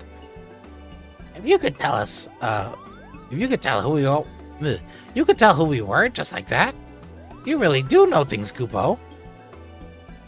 Aye, well, that's true enough, but to be fair, I'd have to be blind as a bat to miss a Moogle traveling with the savior of the Bleeding Realm, and then some. I understand you're looking for a friend. That's right, her name is Baruru, and she was last seen in Oda. If you know anything about what became of her, you must tell me, Kupo. Don't get your palm in a twist. I'll oblige your burning curiosity. It was about half a year past when Baruru came to Ul'dah. She brought with her 8 Jontilax paintings, which she put up for sale. She sold the lot within a matter of weeks, and the small fortune she made, she went and bought herself accommodations in the ossuary. Okay. No, that can't be right. Afraid it is, my friend. Afraid it is, my furry friend. Now, it bears stressing that being interred in the city is not an inexpensive proposition. Hardly surprising given the limited space what's left. But she made the donation to the ossuary up front and in full, an amount most folk never see in their lifetimes. What'd she do after that? Who knows? That remains a mystery. Her room at the end was found neat and tidy. You wouldn't have known she'd been there if not for some personal belongings she left behind. Among those of greatest interest was a set of traveling gear, a coin purse containing the payment for the room, and a letter what said she wasn't coming back. Finding it all a bit odd, the innkeeper called the Brass Blades to investigate, but the evidence led him to conclude that she was voluntarily missing, and likely dead by her own hand. I see. And Baruru really is gone. That's what they think, but who's to say, eh? There's only one way to be certain, I reckon. According to the priest, to a priest who's overseeing burials, Baruru's coffin is stored in Erelag's burial chamber over by the ossuary. You'll have to open it up and see what's there, or isn't with your own eyes. I'll go there at once, Kupo. Wait. And off he flies. You should go after him. Depending on what's waiting, he'll need support. Care, please. Care. I need you to not. A boss has spawned in Calusia. That is a fate I already have, but it's good to know for anybody that wants to do that. My period. Chair, please. The ossuary should be over here someplace. Yep. What up, Kupopo? Order of Nal Thal's priest. I'm sorry, but that is out of the question. Thank you, Kupo. It would only be a little peek. That does not make any less an act of defilement. We cannot allow you to disturb the dead.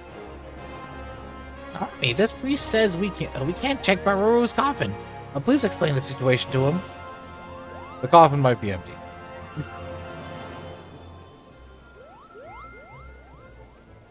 we need to see if this person's actually dead. Also, please chair. So that's the way of it. While I'm not unsympathetic to your plight, a coffin may only be opened in exceptional circumstances, and with the permission of family, which you are not. I'm sorry, but I must ask that you leave in peace. I have my hands full with other pressing matters. Oh? And what matters might those be, if I may ask? In order to address the shortage of burial space in the city, works have been underway to expand Erilig's burial chamber downwards. Yes. The excavators inadvertently unleashed a horde of zombies from an unmapped ruin, and it's fallen to me to deal with them. Oh, this sounds like another opportunity for Narumi to put her Pictomancy to work. Pictomancy? You mean the art created by the fabled Archon realm, who roamed the land lending aid to those in need? Not another, Kupo. The matter of the tomb can wait. Let's tend to these zombies first. Why, I should be most grateful. The zombies have been prowling the Silda excavation site in central Thailand. Jesus. Please see that those tormented souls finally know rest. Is the fastest way by leaving out the gate? Oh no. Fastest way is teleporting. Okay. I see.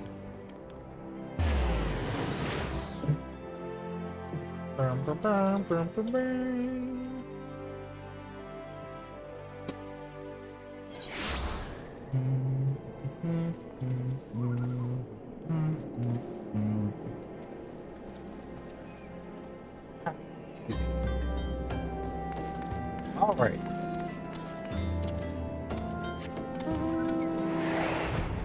To the Silde excavation site. You know, where Minfilia died.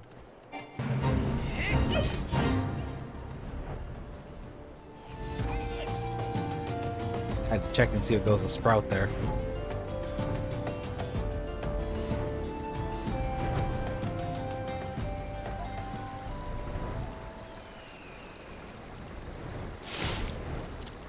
Before I forget.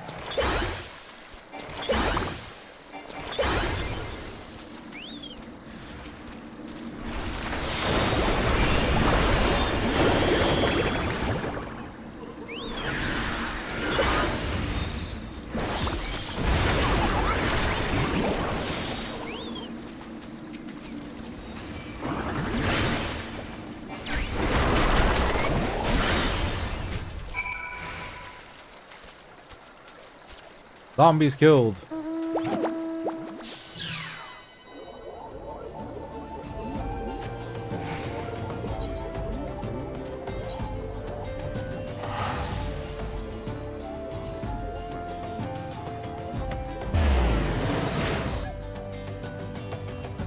Okay.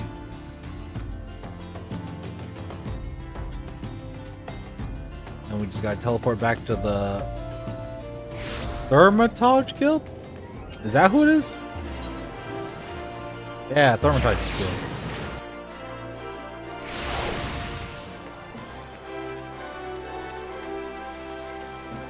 What up, Kupopo? Those zombies will be no match for your breaststroke, Kupo. The zombies have been dealt with. How wonderful. You have my heartfelt thanks, good Pictomancer. While you were away, I spoke further with Kupopo about his relationship with Mistress Baruru. I understand now that they were as family to one another. In light of this, and also in recognition of your service, I will allow you to examine her coffin. If you would follow me.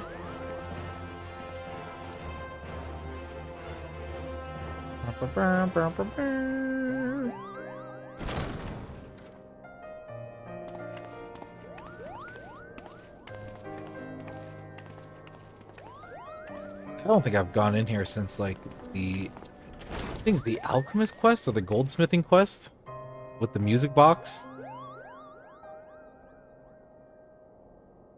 Is she in the coffin? Yes or no? This is the one. If you're ready, I shall open it.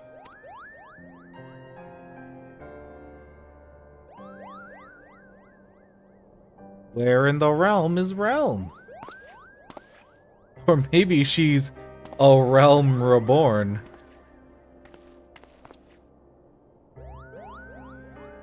Very well.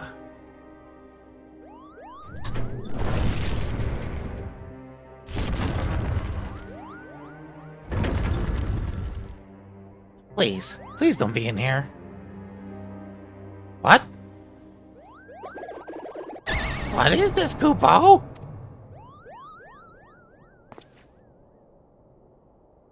It's another painting. It's a clue. A clue, a clue. A painting? Yes, we can all see that, and I recognize it as well. This is Jean Delac's final work, the Ephemeral Palace. Why was this painting in the casket? And if Baruru isn't here, then where could she possibly be? I'm afraid no one in the Order knows where she has gone.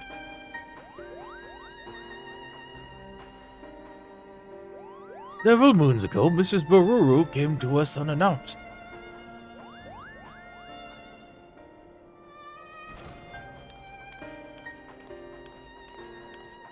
Look at that confident strut.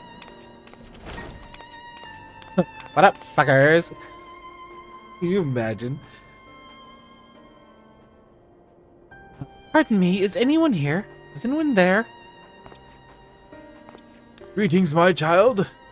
Oh, are you come to pay your respects? No, I was told I could purchase a tomb here. Tombs are bestowed upon pious souls who make a donation, yes? Oh, I see. In that case, I wish to make a donation. My master's paintings fetched a high price, so I believe I have sufficient funds. Smack him with the cash. Would it be possible to have the tome prepared immediately? Okay.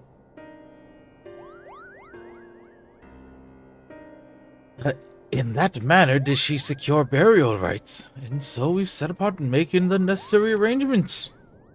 Okay. When all was in readiness, she requested a moment alone in the chamber, so I waited outside the entrance. I think she went through the painting.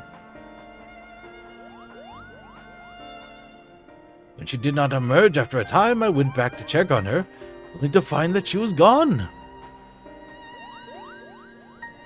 There was only this painting and a handwritten note instructing us to inter it. Are you saying Baruru vanished into thin air? So far as I could tell, as you can see, there's only one entrance to this chamber. I organized a large-scale search, thinking she might have wandered into the lower levels, or even those under excavation. Yet, still we found nothing. She went to another world. At length, the search was called off, and without answers, what else could I do but fulfill her final wish? I placed the painting within the coffin, where it has remained ever since. Curiouser and curiouser, Kupo. That is everything I know. I am sorry I could not tell you more. Now, if you would excuse me, I must return to my duties. Yes, of course. Come on, then. Let's head back outside.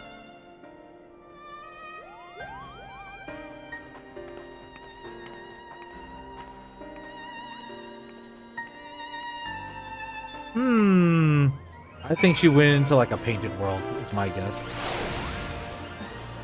Bobo? Interring Jean Delac's painting and vanishing without a trace. I'm not sure what to make of Baruru's actions, Kupo. True. What about you, Narumi? Do you have any thoughts? I think Baru might still be alive. Jonkalik's painting must be key to this puzzle.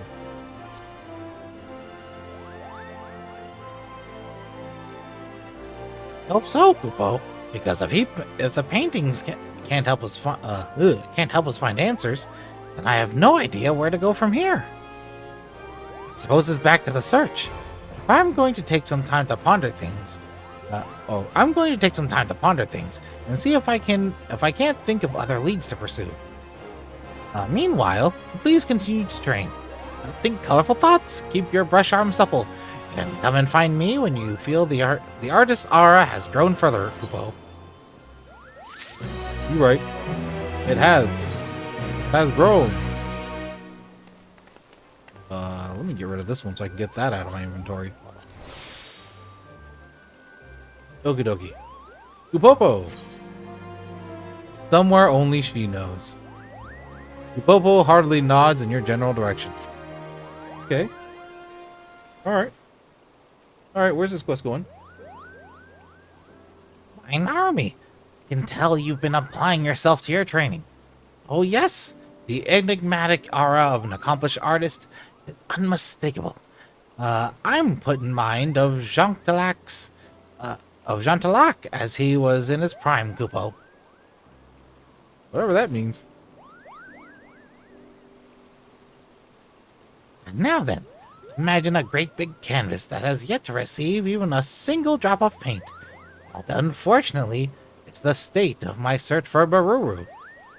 Couldn't find any clues as to her whereabouts, and I'm at a loss as to what to do next. Well, perhaps we should consider what Waruru's objective might have been. Why did you two have a falling out in the first place? That's what I want to know. Yeah, what happened there? I was reluctant to disclose the events of that fateful day, but perhaps I should have. Yeah, it seems like the biggest thing. Let us speak of the very root of our troubles. The argument that led Baru and I to go our separate ways. Yes, please continue. On that day, the two of us returned to Limsa after a journey. The first without Jean Talac's company. Old age and long years on the road had taken their toll, and we had made the difficult decision to leave him in the care of a sanatorium. The smile on his face as he lay abed, he had wished us well on our coming adventure, and reminded Baruru that she mustn't.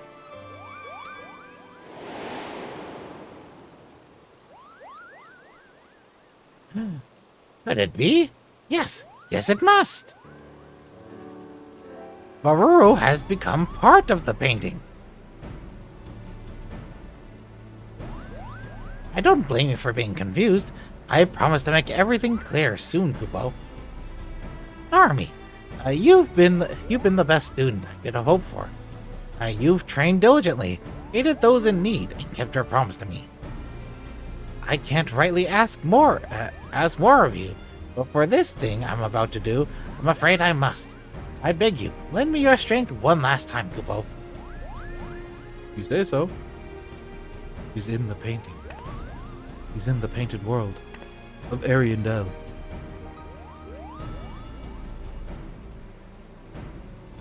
Come and meet me at the Jadeite Flood. I'll be waiting. Okay, alright, Kupopo, sure. You say so. Boom, boom, boom, boom.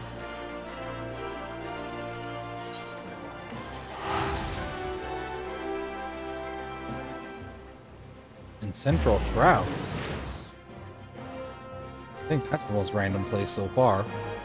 Far from where we started, so... Okay.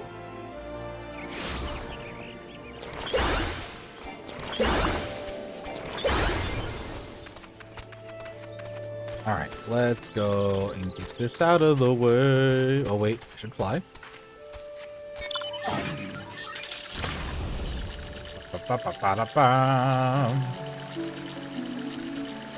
What up, Kupopo?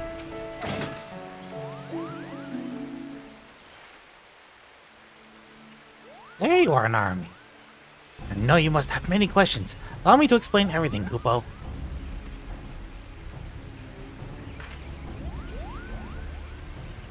It took a few pretty pleases, but I convinced the ossuary priest to let us borrow the painting. Baru inherited it, and the other works from Jean Delac after he passed away.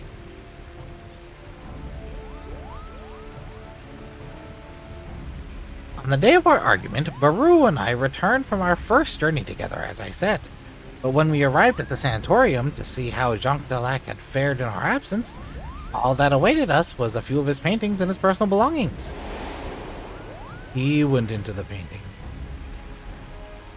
Belfiend found its way into the facility a few days prior. Seeking to protect his fellow patients, Jacques Delac confronted and vanquished the beast. The exertion proved too much. Baru and I were devastated. If only we had returned sooner, taken a quicker route, or not wasted as much time, then Jacques Delac might still be alive. Such thoughts tormented us, Kupo. Fair. Fair.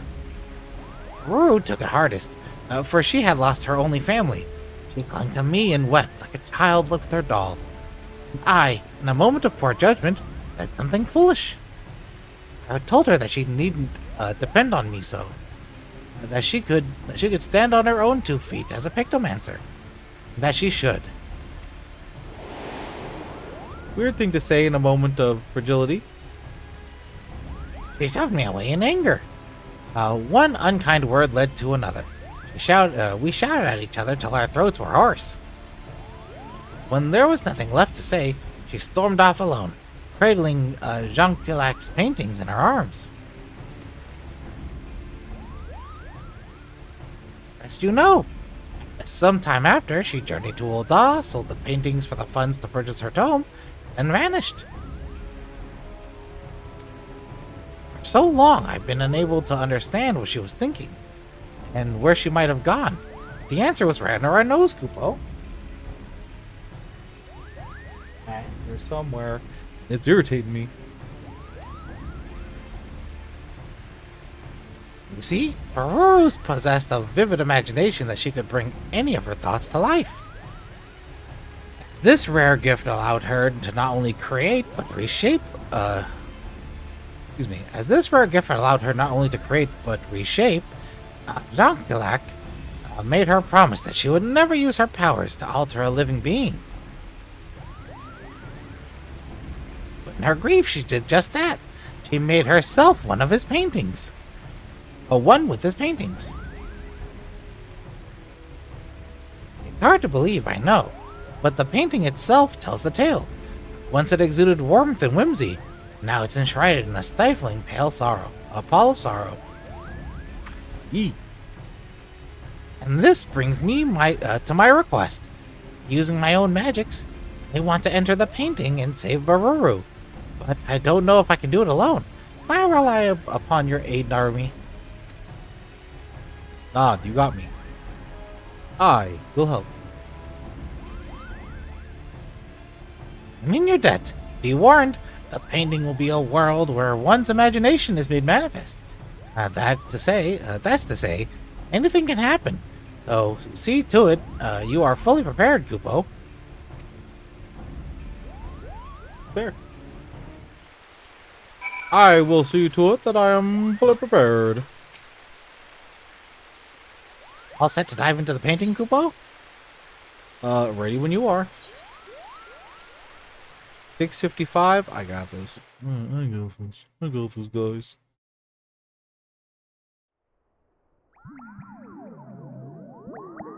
Woo! Woo! Right.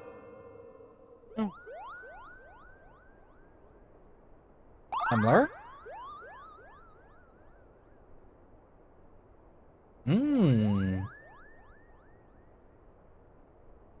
Like we made it, Kupo.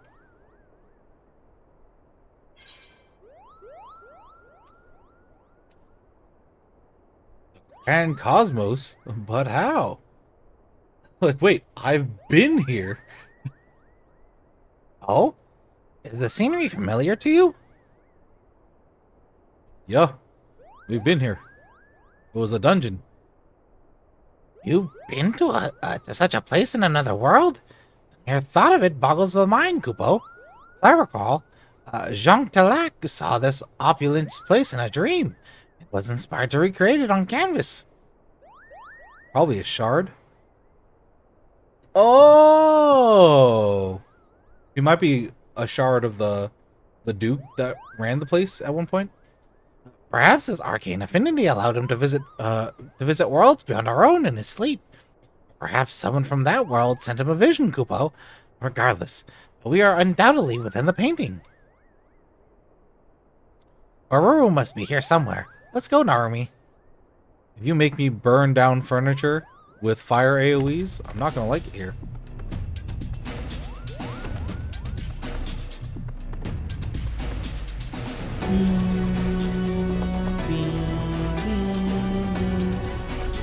I like this song though. I think they use the song a little too much in Walker, but I like it. So many paintings, Kupo. I have a bad feeling about this. Yeah? Is this their idea of a welcome? Have at them, Narumi. You know what? I need to pre-prep my fucking canvases. There we go. Then we AoE. AoE.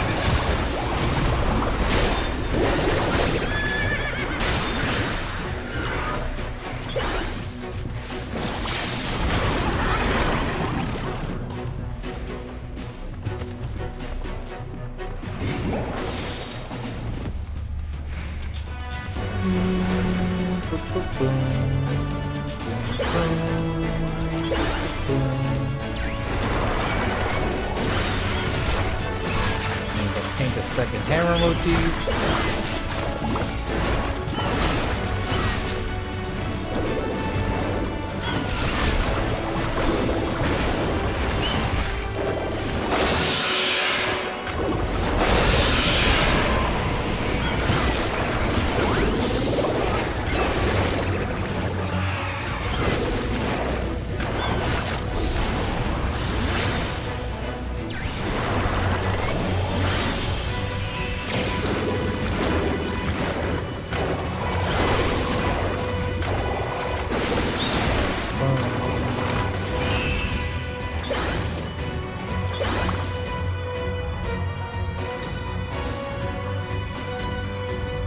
Where is Baruru?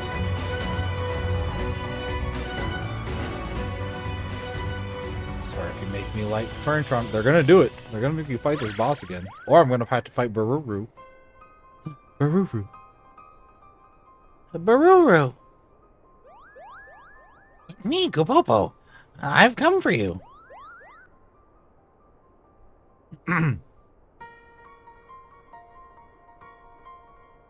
Oh. You've come for me. No one would do that. No one. Master Jean Talac is gone because of me. Because I was too late. You mustn't say that, Baruru. You're not to blame.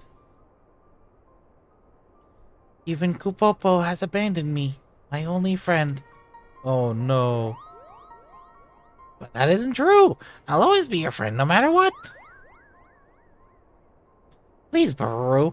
Please come back to me. Pictomancer doesn't have a res. Paint monster?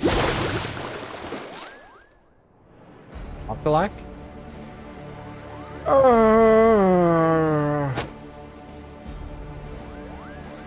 It belongs to me, and now you have no place here. Master Jean Talac? No, you're just a shade born of the imagination. You should call me a shade, Kupopo. Such insolence cannot be borne.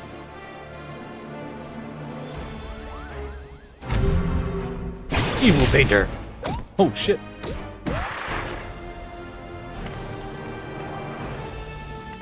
Ah, slash battle stance. slash unsheath. The real Jontalak would never hurt Kupopo, but will free Beruru from your clutches.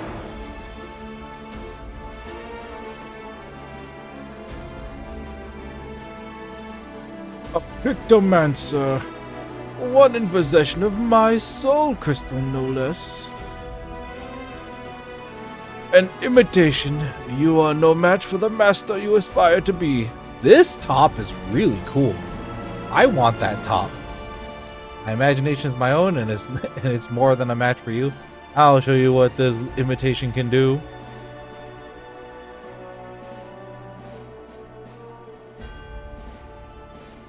See y'all later, loser.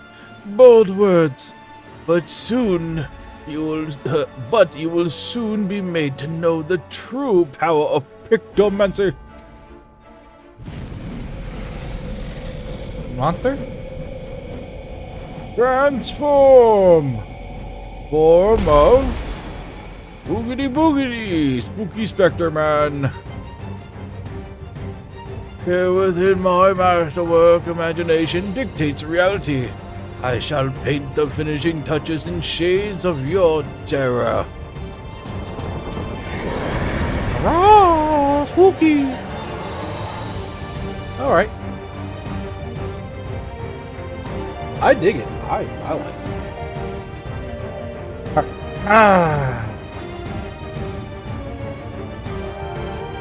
Alright, let's go.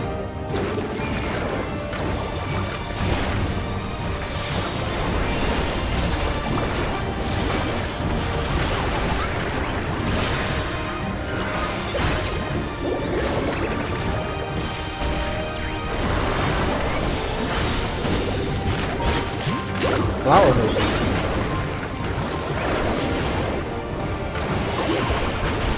I see.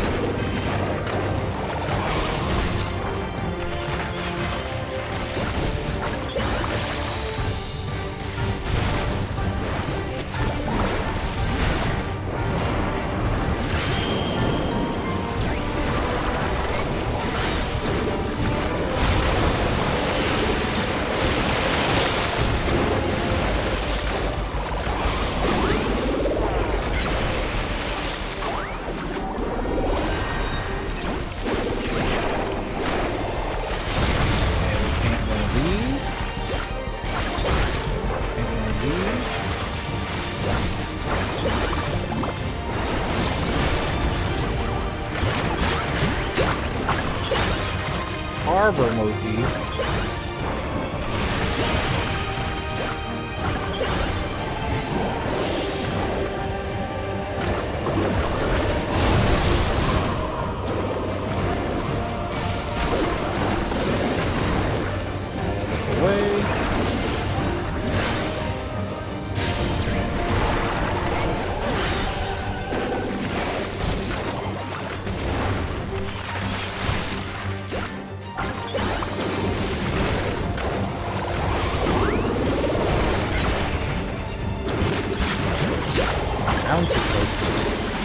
I like these illustrations that he's drawing though.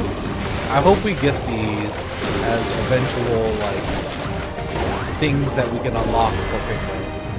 Like that would be cool.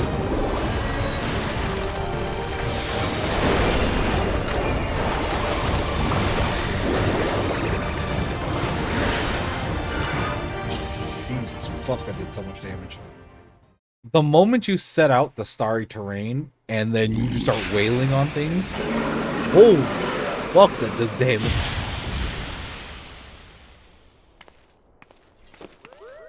Can I get a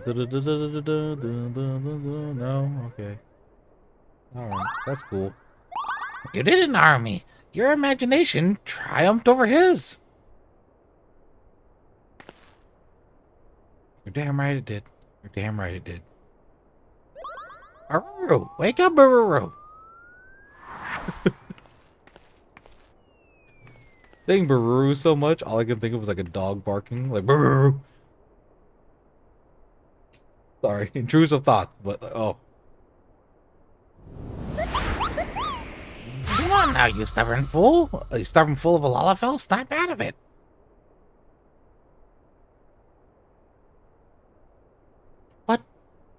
Shut the fuck up, Kupopo. Kupopo? What are you doing here? We came to bring you back, Kupo. We've been looking all over for you.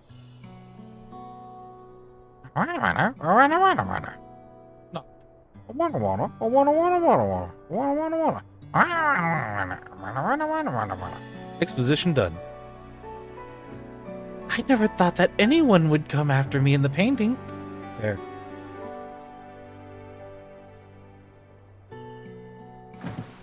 Angry. Narumi, was it? Thank you for accompanying Kupopo on in his journey. It's a Pictomancer's duty to help others. Oh. Make it full circle, baby. Indeed. Master Dawntrail taught me the very same, and I strove to live up to our duty. But I couldn't save him. I couldn't save the man who raised me. It's not your fault, Bururu. Even the brightest, most imaginative minds can't predict the future, Kupo. True. Why are you even here? Trying to be nice after everything you said? Yeah, Kupopo, you fucked up. My best friend, and you abandoned me when I needed you. Told me to make my own way. You know why I said what I said, Kupo. I'm not real. No matter how much I wish it, I can't remain by your side forever.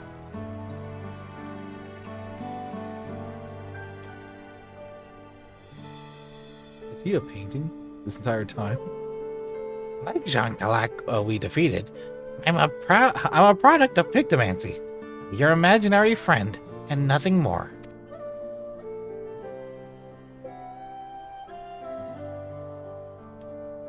It isn't uncommon for children to have imaginary friends. They create us in their minds to help cope with their struggles. Oh. But children grow up, and when they do, we disappear, Kupo.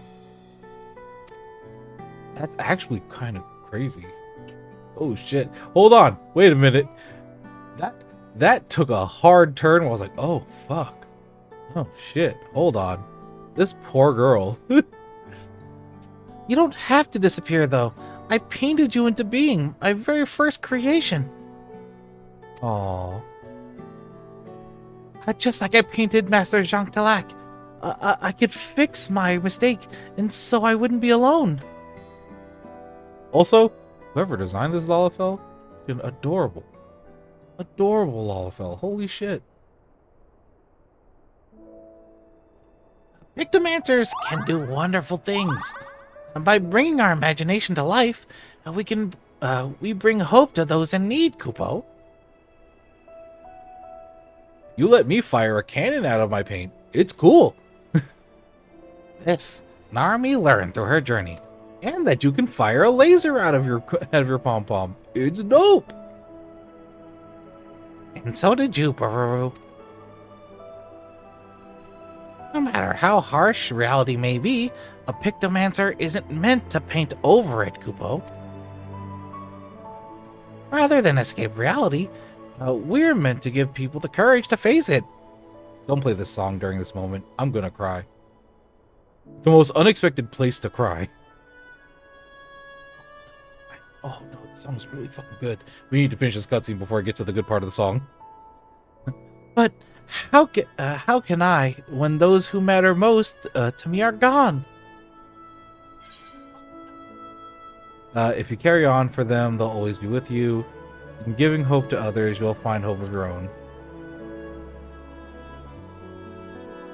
Oh, we're not gonna make it. Oh, a part of the song is gonna hit. I'm gonna fucking cry. Giving hope to others as a Pictomancer? Perhaps I can find the strength to stand on my own by holding them in my heart.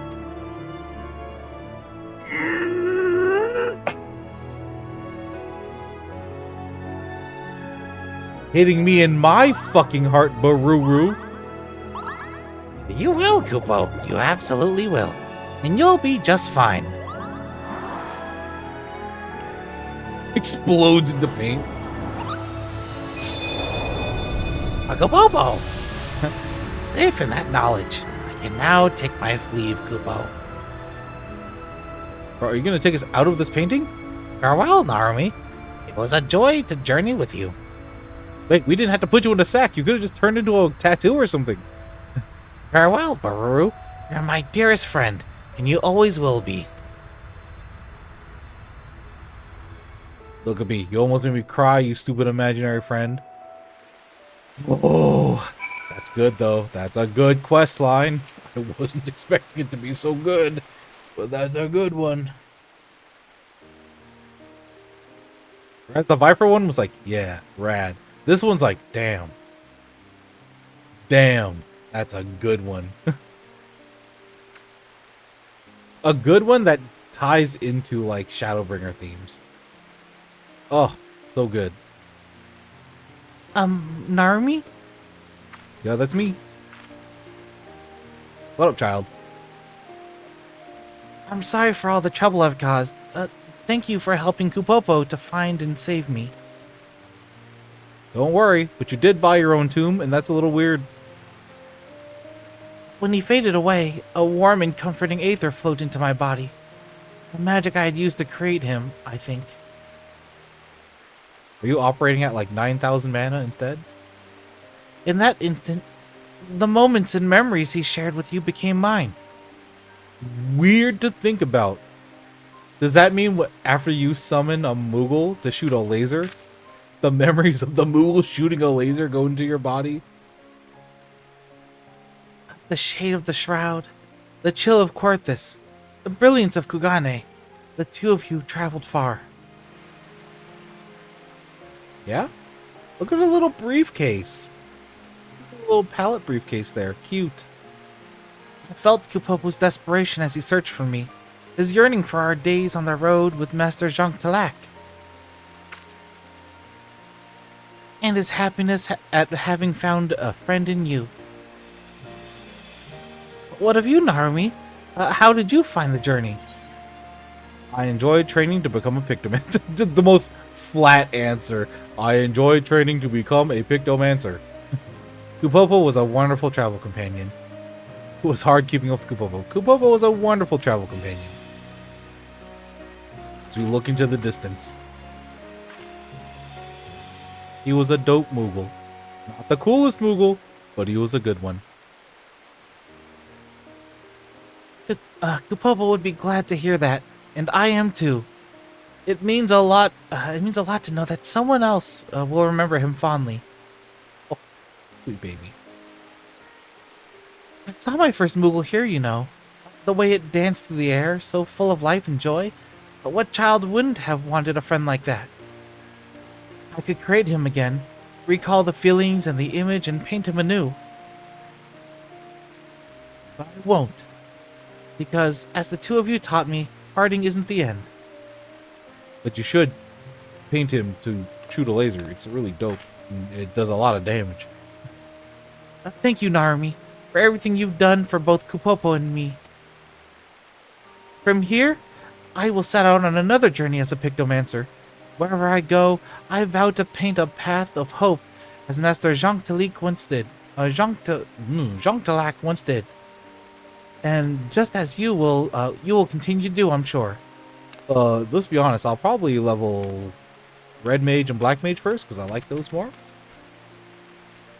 But I will definitely use Pictomancer to level Trust.